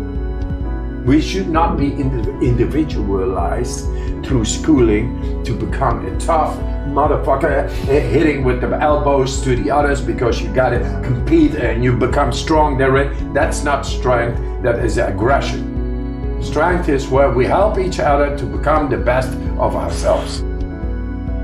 Fear only exists because we are too much into our time-space little area, narrowed consciousness. And when there is narrowed consciousness, in the future, things will happen wherein you will have to go to another part of the brain to solve the matter at that moment. Those are the life lessons, but it is too narrowed, so that's why the fear comes in. And the fear says only one thing: go to me and find out why I'm here. It's a signal, like pain is a signal. Psychologically, fear is there. The call is merciless but righteous. So that's it's always there. You can always depend, and always you are able to tap into the depth of yourself by going through the initial reflexes of the call coming upon you. And then suddenly you get a deep peace and deep power. To learn to own your own mind, because it's beautiful. Then you sense a power, and you become powerful, you become proud. And you are a protector, and you live in harmony with nature. Around you, inside, outside, same thing. Our energy doesn't need so much to survive and to be. We got so much more energy, and we naturally give that. For that, we first have to know who we are. And for that, we need that control. And for that, we are into the science to show everybody has it. Have the courage to go through fear. Find out who you really are. And heal as many as you can. Find your real power. It's much more than we thought. Once again, I'm a dropout from school. I'm teaching professors and doctors all over the world. I got a holistic view. And the holistic view comes from nature. Nature knows more than we have stated in books and gotten into our minds, narrowing us down, and thus it is able to be corrupted. The soul cannot be corrupted. That's who we are. That is the power I wish for everybody to find. Have the courage to go through fear. Find out who you really are, and heal as many as you can. This is Earl Nightingale. I'd like to tell you about the strangest secret in the world. Some years ago, Albert Schweitzer, the great doctor and Nobel Prize winner, was being interviewed in London, and a reporter asked him, "Doctor, what's wrong with men today?" The great doctor was silent for a moment, and then he said, "Men don't think. It's about this that I want to talk with you. We live today in a golden age. This is an era that man has looked forward to, dreamed of, and worked toward for thousands of years. But since it's here, we pretty well take it for granted. Ours is a land of abundant opportunity for everyone. But you know what happens? Let's take 100 men who all start even at the age of 25. If you ask any one of them if he wanted to be a success, he'd tell you that he did. And you'd notice that he was eager toward life. There was a certain sparkle to his eye, an erectness to his carriage, and life seemed like a pretty interesting adventure to him. But by the time these 100 men reach the age of 65, only 5 will have made the grade. Only 5 are successful. When we say only 5% achieve success, we have to define success, and here's the definition. Success is the progressive realization of a worthy ideal. If a man is working toward a predetermined goal and knows where he's going, that man is a success. If he's not doing that, he's a failure. Success is the progressive realization of a worthy ideal. Rollo May, the distinguished psychiatrist, wrote a wonderful book called Man's Search for Himself. And in this book he says, the opposite of courage in our society is not cowardice, it's conformity. A survey was made one time that covered a lot of men, working men, and these men were asked, why do you work? Why do you get up in the morning? 19 out of 20 had no idea. They simply said, everyone goes to work in the morning, and that's the reason they do it, because everyone else is doing it. And there you have the trouble today. It's conformity. People acting like everyone else without knowing why, without knowing where they're going. Now, we learn to read by the time we're 7. We learn to make a living by the time we're 25. Usually, by that time, we're not only earning a living, we're supporting a family. And yet by the time they're 65, the great majority hasn't learned how to become financially independent in the richest land that has ever been known. Why? They conform. They're acting like the wrong percentage group, the 95% who don't succeed. Why do these people conform? Well, let's get back to our definition of success. Who succeeds? The only man who succeeds is the man who is progressively realizing a worthy ideal. He's the man who says, I'm going to become this, and then begins to work toward that goal. He succeeds because he knows where he's going. Think of a ship leaving a harbor, and think of it with a complete voyage all mapped out and planned. The captain and crew know exactly where the ship is going and how long it will take. It has a definite goal, and it will reach that goal. Now let's take another ship, just like the first, only let's not put a crew on it, or a captain at the helm. Let's give it no aiming point, no goal, no destination. We just start the engines and let it go.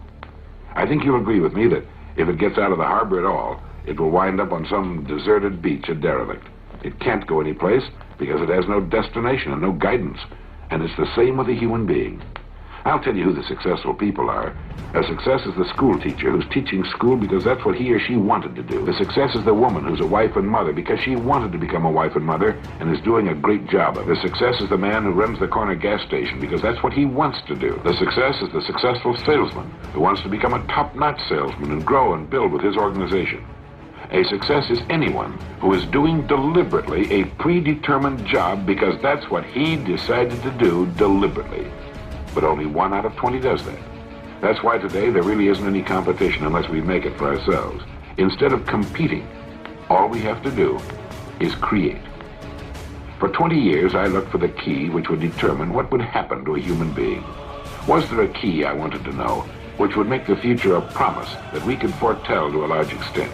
Was there a key that could guarantee a person's becoming successful if he only knew about it and knew how to use it? Well, there is such a key, and I've found it. Here's the key to success and the key to failure. We become what we think about. Now let me say that again. We become what we think about. Throughout all history, the great wise men and teachers, philosophers and prophets have disagreed with one another on many different things. It's only on this one point that they're in complete and unanimous agreement. Buddha said, all we are is what we've thought about. Marcus Aurelius said, a man's life is what his thoughts make of it. Disraeli said, everything comes if a man will only wait. I've brought myself by long meditation to the conviction that a human being with a settled purpose must accomplish it, and that nothing can resist a will that will stake even existence for its fulfillment. Ralph Waldo Emerson said this, a man is what he thinks about all day long. William James said, the greatest discovery of my generation is that human beings can alter their lives by altering their attitudes of mind. And George Bernard Shaw said, people are always blaming their circumstances for what they are. I don't believe in circumstances. The people who get on in this world are the people who get up and look for the circumstances they want, and if they can't find them, make them. Well, it's pretty apparent, isn't it? We become what we think about.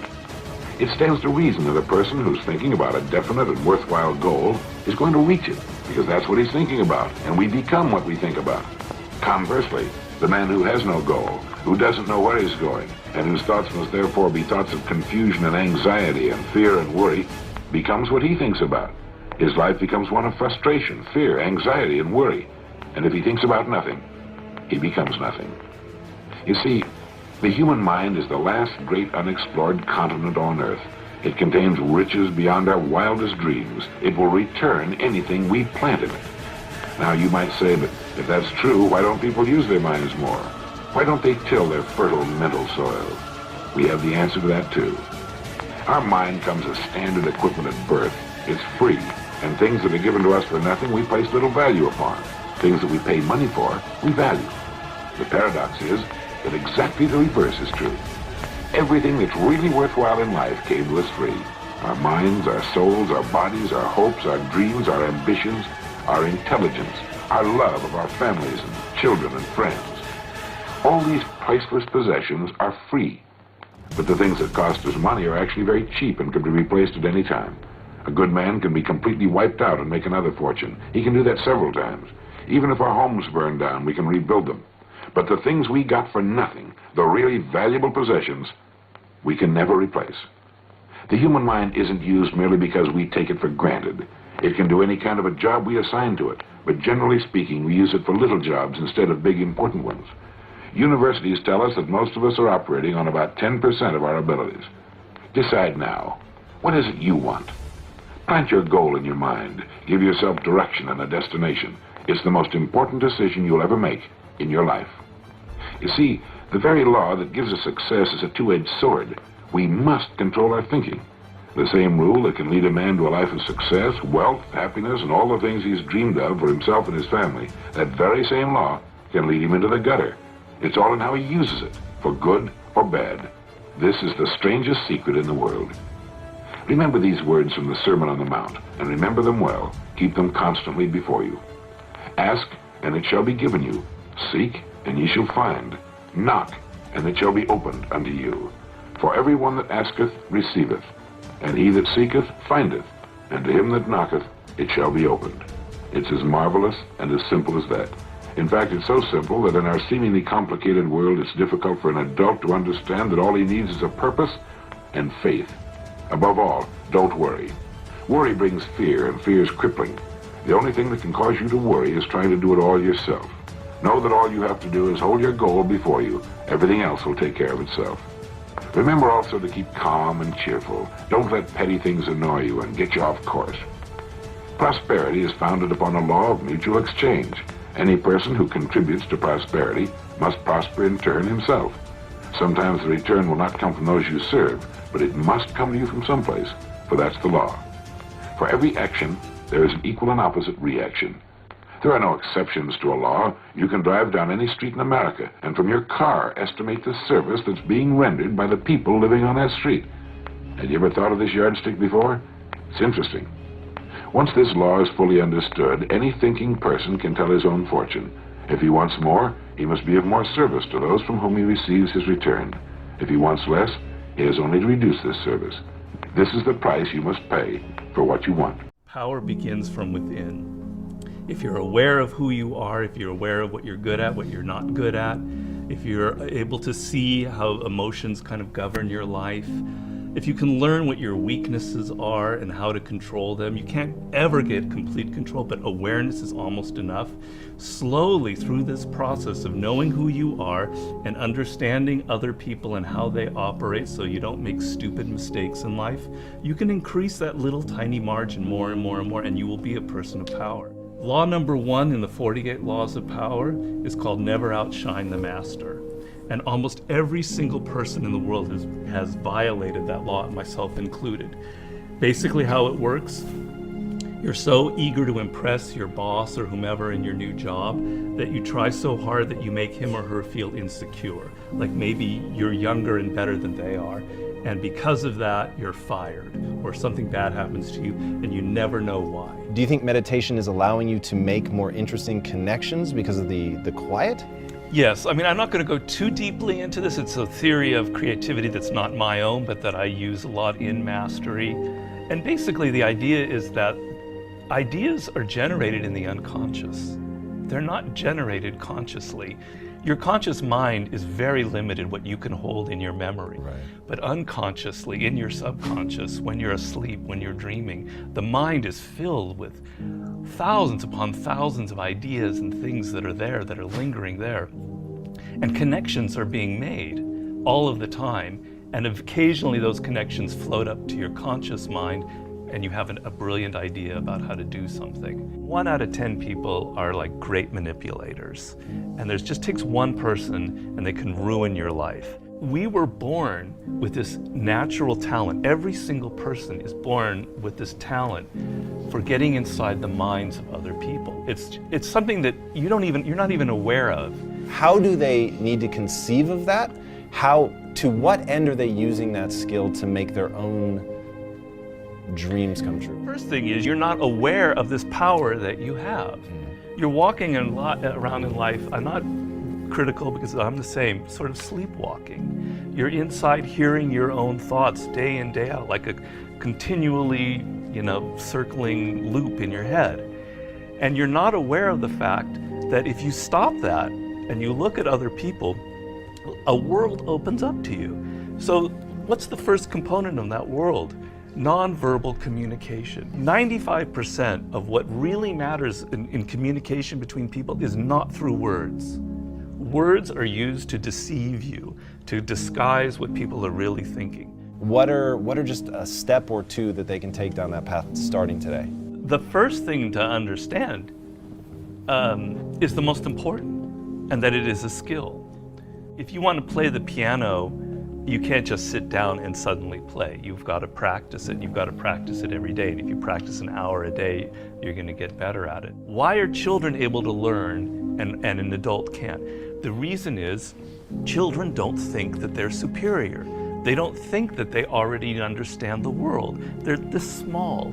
They're weak. They're defenseless. They have to learn or they're going to die. They have to learn how to speak the language. They have to learn what's going on with their parents, or they're literally going to die. Do you have tricks that you use for ensuring that genius does not become a young man's game, that your books truly get better and better over time? Basically, every time I begin a book, I'm deathly afraid of failing. I feel like, oh, it's not going to sell as well as the last book. I'm losing it. I got to go back to square one. Each project, each thing that you do in life, you have to kind of create that feeling in the gut like, oh, I don't know if I'm going to be able to pull it off. I don't know if I can go 12 rounds with Floyd Mayweather this time. I don't know it. The secret really to success in life, I have to say, is retaining, I talk about this in Mastery, is retaining your childlike qualities. If you're completely a child, that's not going to work. Negative capability is rule number one for being a creative person. And if you don't follow anything else in Mastery, that would be enough. The ability to keep two ideas that contradict each other in your mind without feeling uncomfortable, without having to come to a conclusion. You can think about something without rushing to judgment and conclusion. You can be in the moment. You can say, well, it could be this, it could be that, it could be that. And you don't have to decide whether it's A, B, or C. You're open to adopting 3 or 4 different viewpoints. If you love music, don't quit your job and play guitar. Like, you're gonna have a hard time feeding your family. But you have advice for them. What is that advice? Yeah, but people say, live your passion. These are cliches, and nobody changes their life based on a cliche. You've got to do hard work, and to do hard work, you have to have a roadmap. Somebody has to show you step to get there. Working for yourself, starting your own company, doing what you love should be everybody's goal. The process begins by first knowing what you really love. And believe me, I do a lot of consulting. A lot of people have no self-awareness. They don't even really know what it is that they were meant to do in life. They loved music when they were a kid, but then they got into law or whatever because of their parents, and then they don't know who they are anymore. Well, do I really like music? You got to go through that process first of figuring out what it is that really connects to you in a deep, visceral way, what you loved when you were a kid, what still excites you. Once you go through that and you understand it and you've got some clarity about it, okay, how do I incorporate that in my life? So if you're 23 years old, it's a little easier. I love music, but I'm not a musician because I've not been practicing, and I just love music. But I have a real good sense of business. I've been studying business and I have an MBA, etc. Okay, I've got to now find a way to craft a career that combines my knowledge of business and my love of music. And if I follow that and I do it smart and I plan it out, eventually what starts out with more business than music will end up becoming more creative as I get better and better at it. How do you prepare somebody to survive that initial stage of boredom and pain? Well, pain is great. You've got to embrace pain. Pain is pleasure. You've got to make the connection between the physical and the mental. Well, you know that when you're exercising, when you're running or you're working out or whatever, it hurts, but it leads to something pleasurable. You have to be able to translate that to mental things. And if you make that switch in your mind, it is mind-blowing what can happen to you. Who are the most messed up people in the world? Spoiled kids. Kids who are given everything, who have a rich father or mother and they don't have to work or try, they are the most messed up people you'll ever meet. Each person, I make this point in Mastery, is born unique. And it's kind of one of those cliches, but there's science to it. The science is your DNA will never be repeated. The way your brain is wired will never be repeated. Your experiences in life, you're one of a kind. And it's an amazing thought if you think about it. Of all of the billions of humans that have lived and will ever live, there will never be anybody who is wired like you are wired. And the problem in life is as you get older, you can become more and more like other people. You spend a lot of your time thinking about what other people like, and you're not aware of what you like. You go into careers because you listen to other people. If you look at all of the brilliant people who've succeeded in life, if you look at a Steve Jobs, you look at an Elon Musk, etc., there's nobody else out there like them. You're never going to be able to pinpoint one other person like them. They are completely unique, and those are the people that end up having power in the world. So if you're going to be able to create that website, that blog, that whatever it is, that startup that is different, that has its own niche and reflects you, something good will happen from it. Control people's perceptions of reality and you control them. It's a great military strategy. Comes from the great Colonel Boyd, who invented what's known as the OODA loops. And he came up with the OODA loop, which means orientation, observation, decision, action. You have to observe what is happening, orient yourself into the context of it, decide what you need to do, and act. We want to believe that there are shortcuts to success. We want to believe we can take a drug or we can do something that'll make it quick and easy. But the truth is, it takes grit, it takes persistence. So it's hard to understand what could happen to you in 10 years in a visceral gut way of what it means to have failed in life. And to me, failure in life is not having money. It's not realizing your potential. You're 60 years old and you said, I could have been this, and I never did it. That's like the worst thought I think anybody can have. And you don't think about it in the moment because your life is okay, but you've got to wake up and understand that there's an urgency here. And that if you're not practicing something now, if you're not aware, if you don't have a path towards something better, you're rotting on the vine, and that day of reckoning will come at some point, and it will be painful. You're not going to feel it suddenly, it'll be slow, but it'll come and it won't be good. Just being aware that you now have a plan is enough to lift you out of that depression. Okay, I'm working at Burger King, but I know I'm going to get to this community college and get a degree here after I save enough money. Having a goal is will change you completely from being depressed or not taking care of yourself to being energized and moving in the right direction. But there are a few things when you're talking about being successful, and I say it, and it's never going to change. You have to love what you do. You're all young. Ideally, you'll love something that's a good business. For instance, some businesses aren't good business. I won't name them, but they're tough businesses. Other businesses historically have been good businesses. You have to absolutely love what you do. Ideally, love what you do in a good business, but you know what? If it's not necessarily that good, the loving is more important than having that good business. Some people want to be teachers. I mean, some of the happiest people and the most successful people that I know are people that aren't the richest at all. They don't make it all the most money. They're teachers, they're scientists. I know people that are scientists that are like, they can't wait to get to work. They can't wait.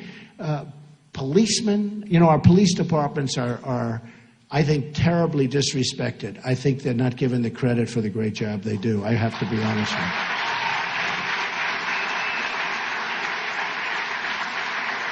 So true.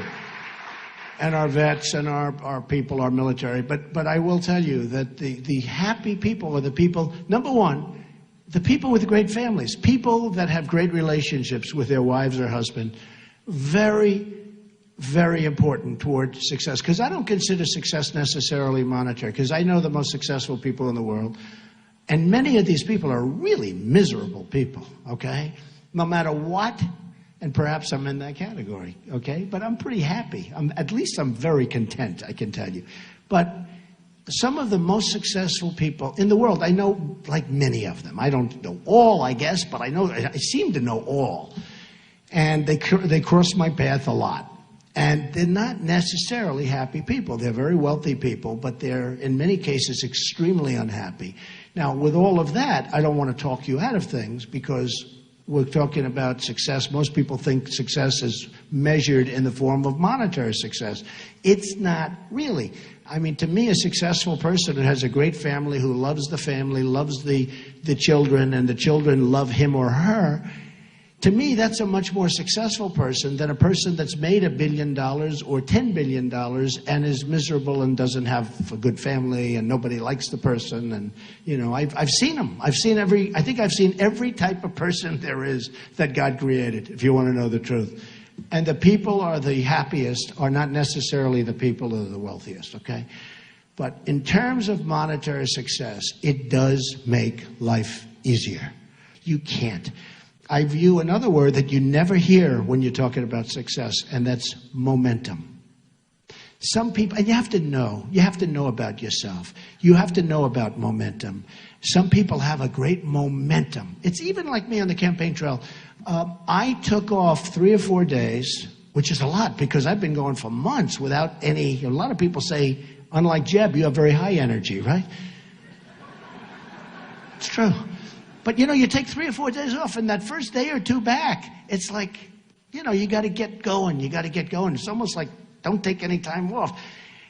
Vacation. If you want vacations, you're not really in the right business. I hardly ever take time off because I love what I'm doing, whether it's my business or whether it's now this. We're going to make America great again.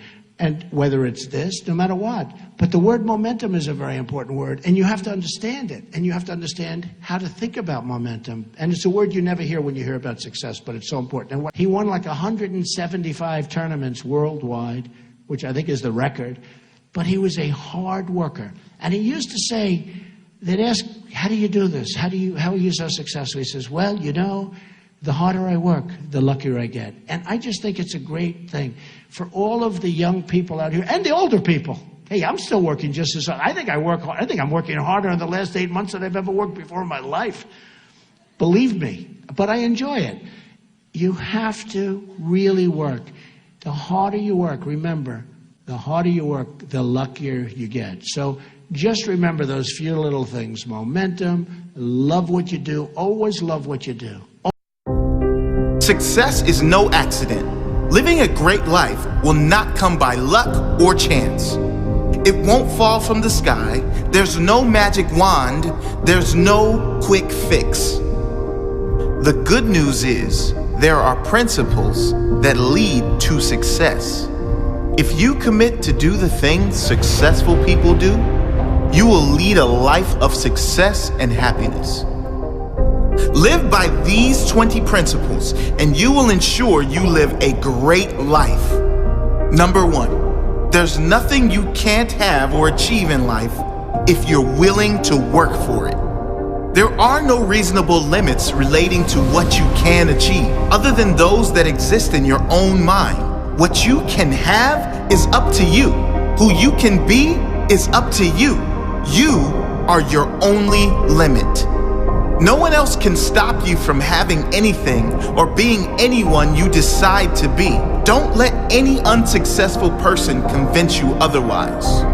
Number 2, take responsibility for your life and you will take control of your life. Take responsibility for where you are in life and accept the challenge required to get you where you want to be. Successful people don't make excuses or blame others. They just focus on what they can do. As Florence Nightingale once said, I attribute my success to this. I never gave nor took any excuse. Those who succeed in this world aren't those who have escaped hardship. Every one of us carries our own baggage through life. Some let go of it and push forward without the weight of excuses on their back.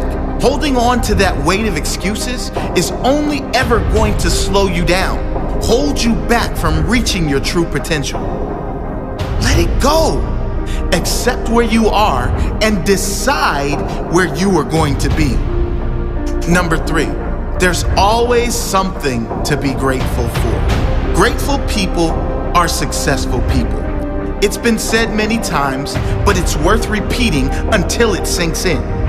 When you are grateful for everything you do have in your life is better.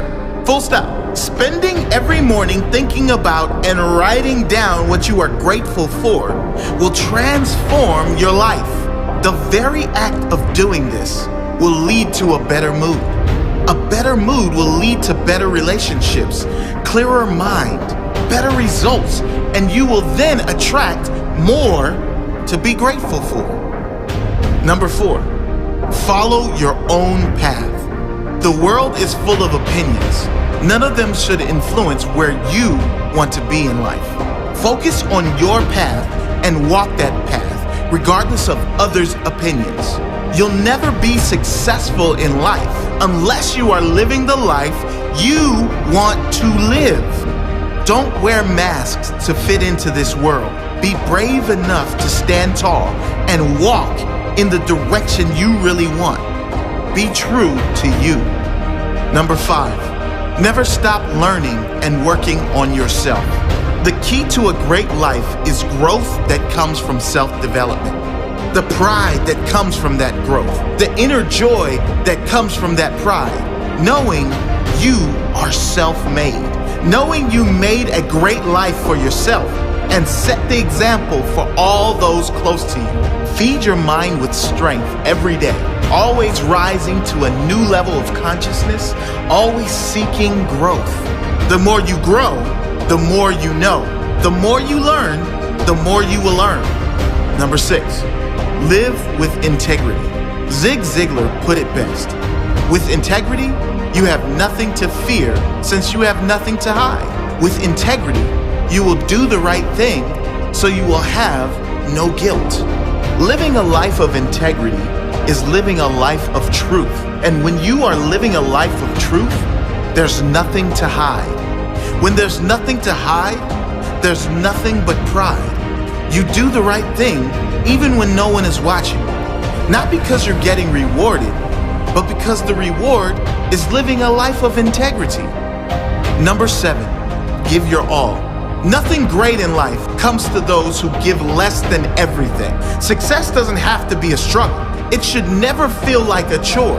You should be in a place where you are enthusiastic about giving your all because you love what you do, because you love the challenge, because you love the growth, because you love thinking about the end result. Number 8, you can change the way you feel at any moment by changing your focus. Any emotion, no matter how extreme, can be changed by learning how to change your focus specifically to gratitude and perspective. If your life doesn't feel like a blessing, learn how to shift your focus until you get to a place where it does feel like a blessing. Number 9, don't chase money, follow your purpose. Do nothing for the sole purpose of money. Do what is right. Do what you love. Do something that helps others, and more than enough money will come. Chase the money, and the money will run faster. Chase your purpose, and the money will chase you. Number 10, there's no such thing as failure unless you fail to learn the lesson. Everyone fails at something. Successful people fail more than most. But the only true failure is to give up without learning the lesson the failure brought. Failure is never the end of the story. It's just a plot twist. Keep writing your story and find a way to become the hero of it. Number 11, the end result will be worth the sacrifice. Unsuccessful people think about what they have to give up in order to achieve what they want. Successful people think about what they are going to get at the end of the process. They are happy to sacrifice now, knowing they will be rewarded later. Number 12, Patience is power. This doesn't mean sit on your hands. Work hard, work fast, work smart. But if it doesn't come when you expect it to come, be patient. The only way it is not coming is if you quit. Keep going. Number 13, nothing worthwhile in life comes easy. If you really want it, you must be prepared to work for it, to fight for it, to give up everything for it. If it's worth the prize, it's worth the fight. Number 14, nothing that has happened in your past can stop you from creating a better future starting right now. Let go of the past. It's gone. Focus on the now. What can you do now that will create a better tomorrow? Number 15, it's never too late to be great. It's never too late to amaze yourself, to shock yourself, to become someone no one thought you could be, not even you. Number 16, not everyone will be happy for you. Not everyone is going to enjoy your success. Some will be jealous. Some will be resentful because they haven't reached their own true potential. This should never stop you from pursuing your greatest self. Those who truly belong in your life will be by your side during the journey.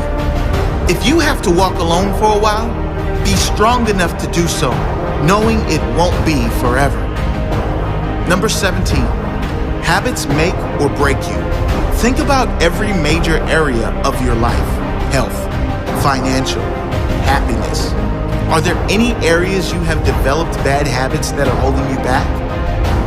If you have developed them, you can create new, better habits that take you closer to your goals.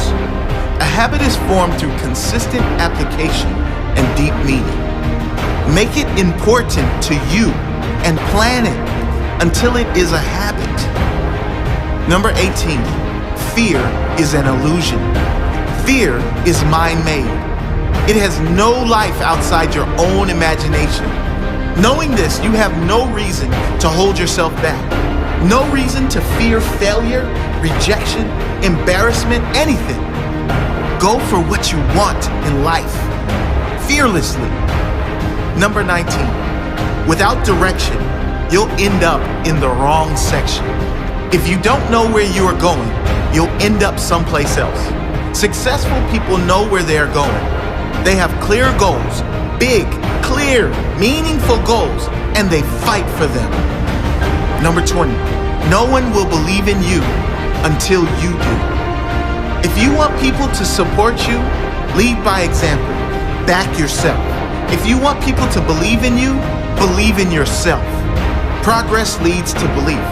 Growth leads to belief. Feed your mind every day with self-development material, new knowledge, empowering speakers, and start taking action. Once you start making progress, belief will come. Belief will grow. Back yourself. You can do this.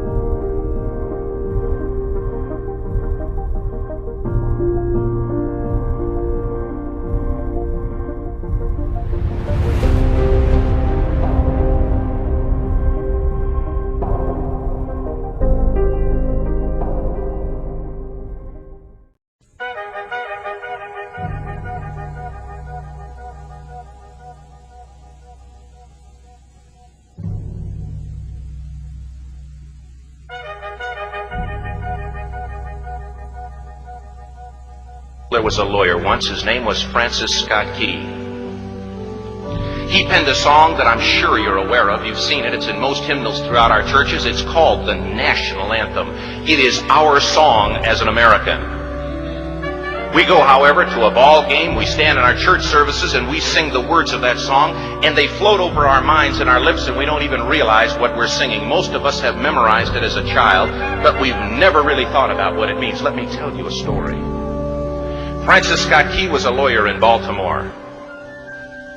The colonies were engaged in vicious conflict with the mother country, Britain.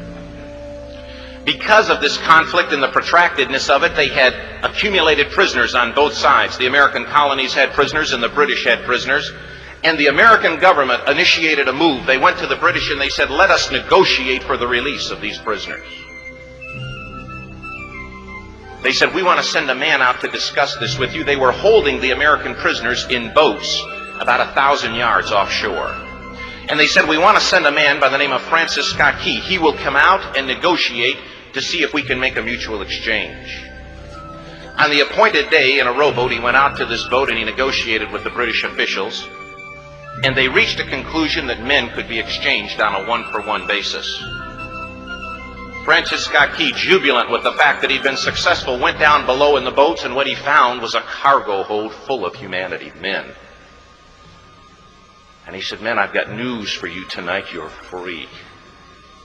He said, tonight I have negotiated successfully your return to the colonies. He said, you'll be taken out of this boat, out of this filth, out of your chains. As he went back up on board to arrange for their passage to the shore, the admiral came and he said, we have a slight problem. He said, we will still honor our commitment to release these men, but it'll be merely academic after tonight. It won't matter. And Francis Scott Key said, what do you mean? He said, well, Mr. Key, he said, tonight we have laid an ultimatum upon the colonies. Your people will either capitulate and lay down the colors of that flag that you think so much of, or you see that fort right over there, Fort Henry? He said, we're going to remove it from the face of the earth. He said, how are you going to do that? He said, if you will, scan the horizon of the sea. And as he looked, he could see hundreds of little dots. And he said, that's the entire British war fleet. He said, all of the gunpowder, all of the armament is being called upon to demolish that fort. It will be here within striking distance in a matter of about 2.5 hours. He said, the war is over. These men would be free anyway. He said, you can't shell that fort. He said, that's a large fort. He said, it's full of women and children. He says, it's predominantly not a military fort. He said, don't worry about it. They said, we've left them a way out. And he said, what's that? He said, do you see that flag way up on the rampart? He said, we have told them that if they will lower that flag, the shelling will stop immediately. And we'll know that they've surrendered, and you'll now be under British rule. Francis Scott Key went down below and told the men what was about to happen. And they said, how many ships? He said, hundreds. The ships got closer. Francis Scott Key went back up on top and he said, men, I'll shout down to you what's going on as we watch. As twilight began to fall, and as the haze hung over the ocean as it does at sunset, suddenly the British war fleet unleashed. He says the sound was deafening. There were so many guns that there were no reliefs. He said it was absolutely impossible to talk or hear. He said suddenly the sky, although dark, was suddenly lit. And he says from down below, all he could hear the men, the prisoners, saying was, tell us where the flag is. What have they done with the flag? Is the flag still flying over the rampart? Tell us. 1 hour, 2 hours, 3 hours into the shelling. Every time the bomb would explode and it would be close to the flag, they could see the flag in the illuminated red glare of that bomb. And Francis Scott Key would report down to the men below, it's still up. It's not down. The admiral came and he said, your people are insane. He said, what's the matter with them? He said, don't they understand this is an impossible situation? Francis Scott Key said he remembered what George Washington had said. He said the thing that sets the American Christian apart from all other people in the world is he will die on his feet before he'll live on his knees. The Admiral said, we have now instructed all of the guns to focus on the rampart to take that flag down. He said, we don't understand something. Our reconnaissance tells us that that flag has been hit directly again and again and again, and yet it's still flying. We don't understand that. But he said, now we're about to bring every gun for the next 3 hours to bear on that point. Francis Scott Key said the barrage was unmerciful. All that he could hear was the men down below praying. The prayer, God, keep that flag flying where we last saw it. Sunrise came. He said there was a heavy mist hanging over the land, but the rampart was tall enough. There stood the flag, completely nondescript, in shreds. The flagpole itself was at a crazy angle, but the flag was still at the top. Francis Scott Key went aboard and immediately went into Fort Henry to see what had happened. And what he'd found had happened was that that flagpole and that flag had suffered repetitious direct hits.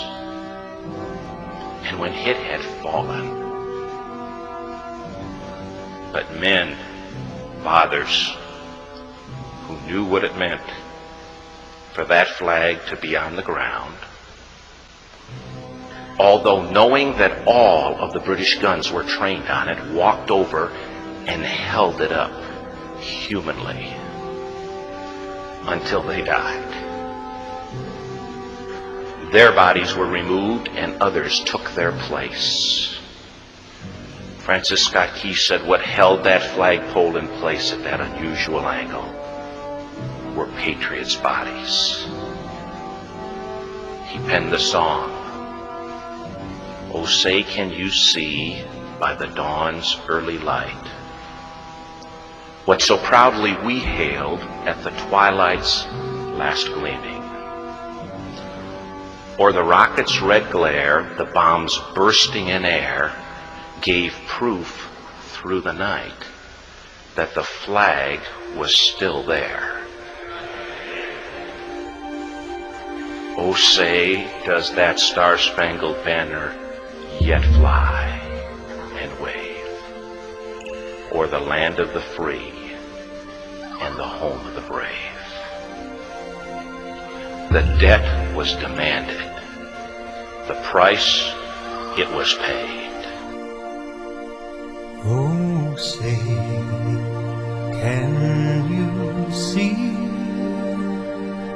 by the dawn's early light what so proudly we hailed at the twilight's last gleaming, whose broad stripes and bright stars through the perilous fight o'er the ramparts we watched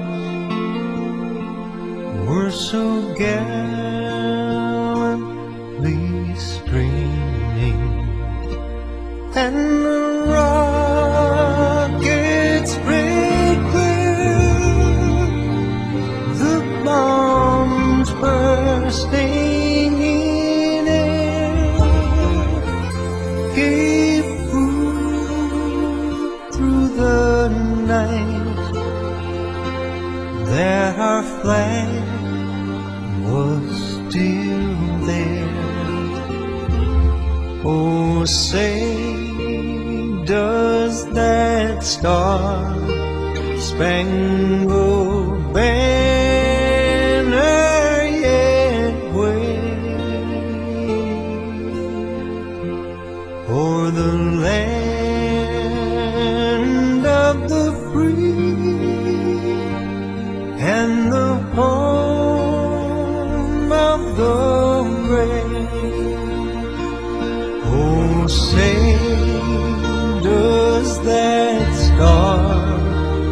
spangled banner yet waves